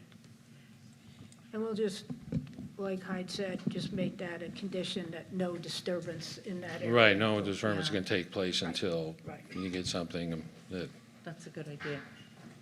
Okay. Okay. Then could I have a motion to close the public hearing? So moved. I'm sorry, no, let me take that back. We're going to leave the public hearing open because the We have to get them. community hasn't had a chance to review anything. We're still waiting on a few things, so no, I'm sorry. Yeah, We're going to okay. leave this public hearing open at this point. Thank you, Steve. okay, you're welcome. Okay, the next topic of discussion is application for a variance requested by Robert Spring for wood or vinyl fencing, 6 feet in height, at 157 Bozen Kill Road, tax map 37.09-1-2.2. And just to clarify that a little bit more, they want to put this in the front yard, and that's what requires the variance. Please take notice that the village ZBA will hold a public hearing on August 22nd, 2023, at the Village Community Room to hear all interested persons on the proposed application of Robert Spring for an area variance pursuant to Article 4 of the Village Zoning Law, subsection 355-24C, to allow 35 feet of 6-foot-high fencing in the front yard. The property is zoned R20 is identified as tax map number 37.09-1-2.2 and is located at 157 Bozen Kill Road in the village. All persons desiring to speak either on behalf of or in opposition to said area variance shall be heard by either attending the public hearing or submitting written comments in advance to the ZBA secretary. Thank you. Excuse That me, opens the public I hearing? apologize. The number of footage on the fencing that you mentioned in there? The notice states that it's 35 feet of 6-foot-high fencing. On the application is approximately 113 feet.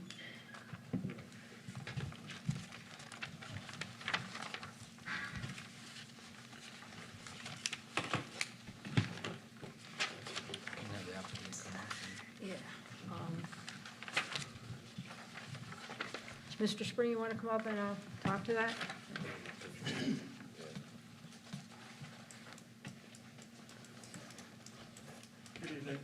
Rob Spring, at 157 Bozen Kill. It is 113 feet. However, it'll be a little bit less. I'm stepping forward because the board had a couple of comments, so I thought I would address them. One comment was, will we see it from the road? And so we have decided to shorten it a little bit as it comes around the L. It'll actually end approximately even with our neighbor's garage, the corner of the garage. So when you do walk by, sure, you might see it through the woods, but if you stood in front of it, it's going to be behind a garage, so you're really not going to see that. The second comment that was made was the type of fencing. We were not comfortable, the board was not comfortable with a bright white vinyl fence. I get it.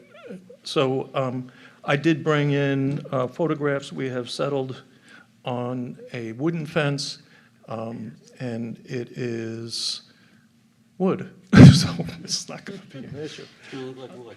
What's that? It's gonna look like wood. It's going to look like wood, it is wood, and my neighbor will have the choice which side of the fence he would like. So it's not going to be gold, so that's. Denied, right. You know, So- that as far as the side of the fence is concerned, you know you have to put the, Yeah, the posts are on your yeah, side. the post and everything on your Yes. side. Yes. Okay, that's, So those were the concerns that were raised the last and you time. brought pictures, okay. Go ahead. If you could turn those pictures in so that we can make them part of the public record, so if anyone going forward wants to see them, I'd just like to keep one set, but I can give Sure. the board No, one you- set. you just, you know, you can drop it off at the office tomorrow, Sure. whatever. I'll give it to you now. You know, again, we've got things that are being presented tonight, so we're going to leave the public hearing open Sure. till next month, so that if anybody wants to comment on it, come in and look at it. You know, Paul changes his mind and doesn't really want it, we give him an ample opportunity. Okay. Okay, I think that'll work fine. So that would be September 26th would be our next meeting. Okay. I just got to check with the fencing company. They were giving dates, but they weren't there yet, so. So this will remain open? Yes, the public hearing will remain open, and, you know, if we don't get any feedback or anything, you know, I don't know if anybody wants to speak tonight, Okay. but, you know, hopefully we'll be able to make, Okay. it's a type 2 action, I believe, which isn't, doesn't have to go through seeker. Correct. Right? No, sir. Just a question to the board. I had to write a $500 escrow check, and I noticed the village cashed it. That was set aside for legal fees. Do I get that back? Were lawyers involved? I know I had to pay $350 to file it, and then $500 in escrow in case attorneys needed to be involved. I wasn't notified that there were any attorneys involved, so, Just having our attorney here, and he will, his firm will be drafting the resolution document to either approve or deny the variance. So that is work done by our attorney. Depending on how long it takes them to do that, you might get some of it back. I don't know. okay. Okay. All right. You want this now or drop it off tomorrow? Either way. Thank you for bringing that in. Anybody else want to comment on this public hearing? No? Okay, we're leaving it open. Anybody that wants to review the documentation or the pictures, they'll be at the office. Okay, then number 5, public hearing on application for special use permit requested by Chris Wolf to refinish part of basement at 982 Altamont Boulevard, tax map 48.06-3-8, create an apartment for applicant's elderly mother-in-law. I know last time we had requested some information as far as windows, egress, ingress windows. You want to come up? Oh, wait, sorry. Sit. Nope, wait, hold that thought. Please take notice that the Village of Altamont Zoning Board of Appeals will hold a public hearing on August 22nd, 2023, at the Altamont Village Community Room to hear all interested persons on proposed application of Chris Wolf for a special use permit pursuant to Article 5 of the Village of Altamont zoning law, subsection 355-38K, to allow a one-bedroom in-law apartment to be constructed in the basement of the single-family home. The property, zoned R10, is identified as tax map number 48.06-3-8, and is located at 982 Altamont Boulevard in the Village of Altamont. All persons desiring to speak either on behalf of or in opposition to said application shall be heard by either attending the public hearing or by submitting written comments in advance of the public hearing to the ZBA Secretary. Thank you. Okay, sorry about that. I'm Chris Wolf, the owner of the property. So Chris Wolf, owner and applicant. We've talked to the contractor, and we're making the egress windows, which is one of the questions. I don't think it's actually required because there's 3 other egress points, but we have got the contractor to build that into the plans, and so it's all going forward. I'm sorry, I didn't hear you. Are you talking about the windows, or you? The one, said you have the one 4? window that was asked last time, there was asking about whether we have an egress window from the bedroom. And we've looked into trying to figure out whether it was required or not. And our contractor's a fireman, and he and others thought it probably wasn't, but regardless, we just thought we have it drawn into the plans now to go forward with the egress. Okay. I think, I'm sorry. We had, I think, a question about the window size that we weren't sure. I don't Yeah. think anybody knew that. It was moving it to 30, it's 33, I think, now, and it needs to be 36 inches for an Okay, egress thank window. you. So that was all. And do you have the drawings from the contractor and the architect? I don't know who you hired to do what. We have examples of what the windows will look like. We have pictures of what the current windows, and then some examples of what the windows would look like, as well as pictures of other parts of the basement and stuff if needed. At the last meeting, we didn't have an architectural drawing or a contractor's drawing, right? We just kind of had a sketch of what you were planning on doing? Yeah, I don't have the contractor's drawing of, we have that. That was what the contractor gave us. Yeah, it was a sketch. Yeah. I think I mentioned last time that there were no windows indicated on that, which is why I brought it up. You need 2 egresses And from there's a structure. 3. But every bedroom has to have an egress. Every bedroom. Besides the door. Yeah. And the door that, from an egress from a rental, say, cannot lead to another part of the basement, has to go Yeah, directly to. that's the why exterior. we have it, and we have it. But we were thinking about the windows that. Right, yeah, and we have examples of how the windows, the egress windows will look, we've found, but. Good.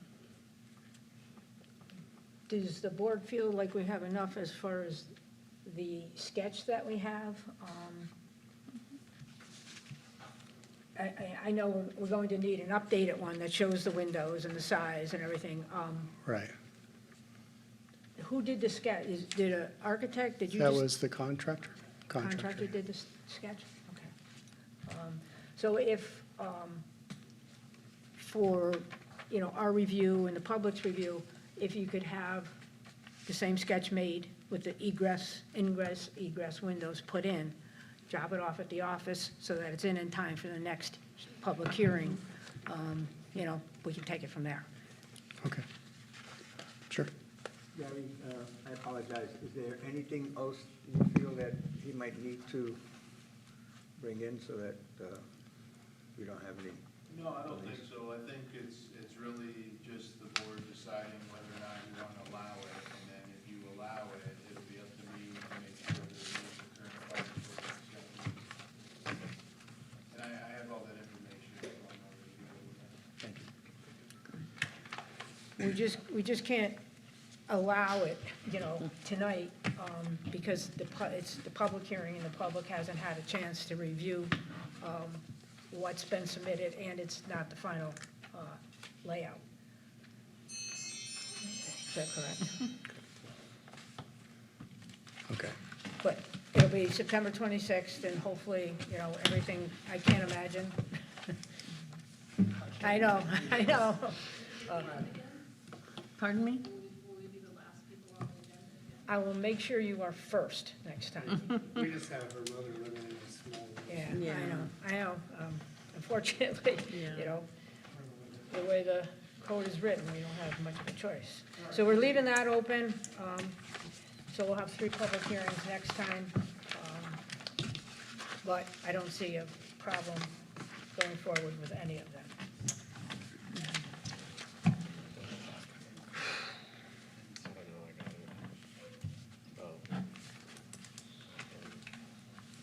Do we?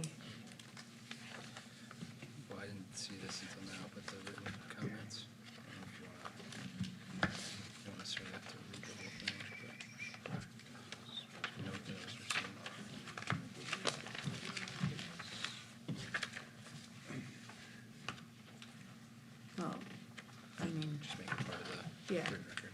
Yeah. I just want to, one thing, well, I think the applicant should be able to hear this. This was a email we received. They saw it, they said they saw it. You saw it, okay.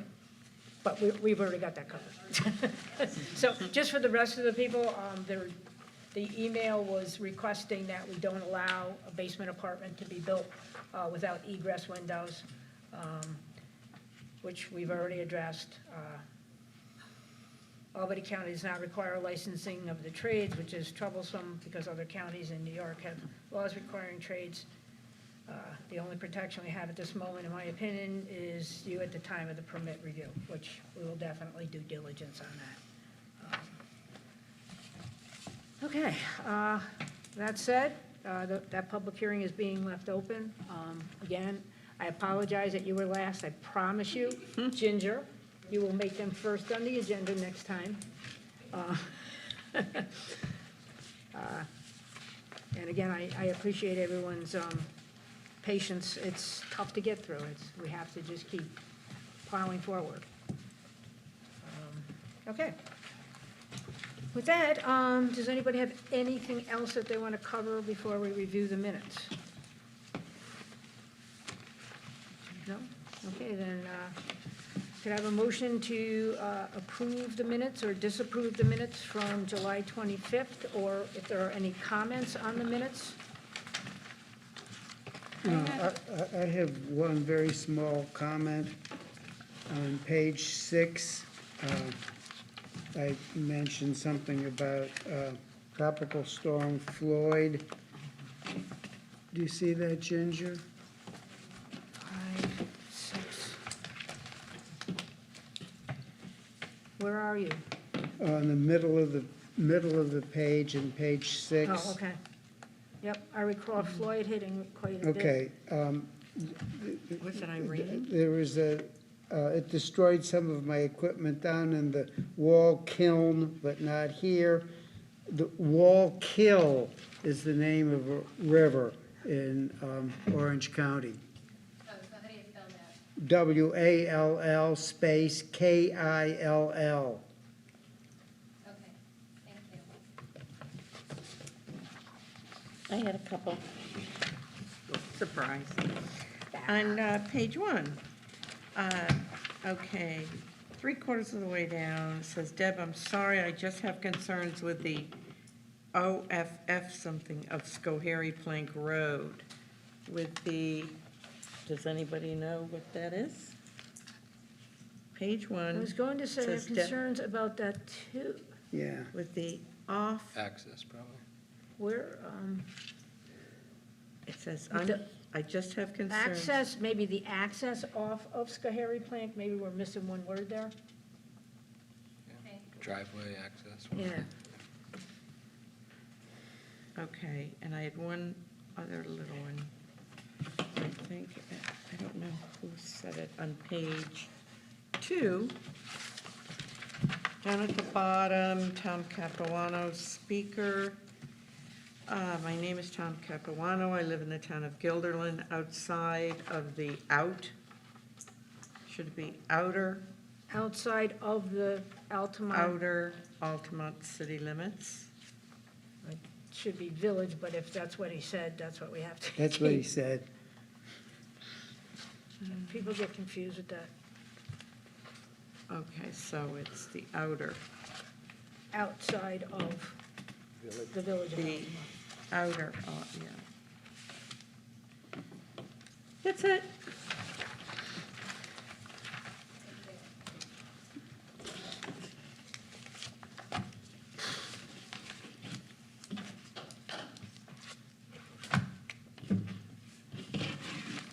Well, I just had a couple things, and the one on page 5, Simon, you said Deb testified at the meeting that she had seen quite a bit of sediment going into the stream during a storm. Is that Deb Johnson? Yes, Okay, but I didn't say her last name. okay, yeah, all right, The transcript is accurate. yeah, okay.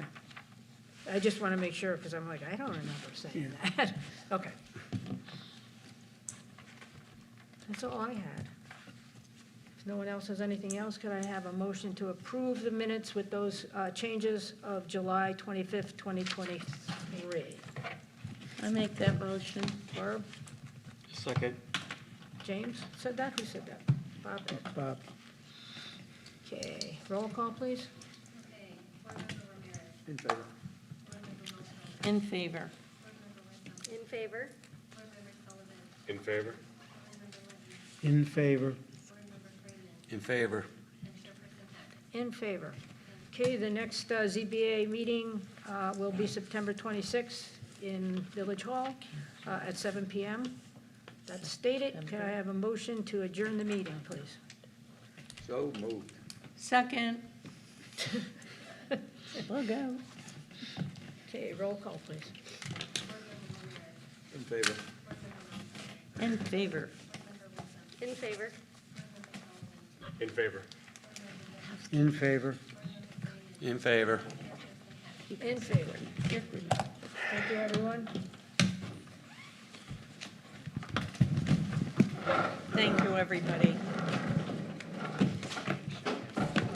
Thank you, everyone. I know that was tough.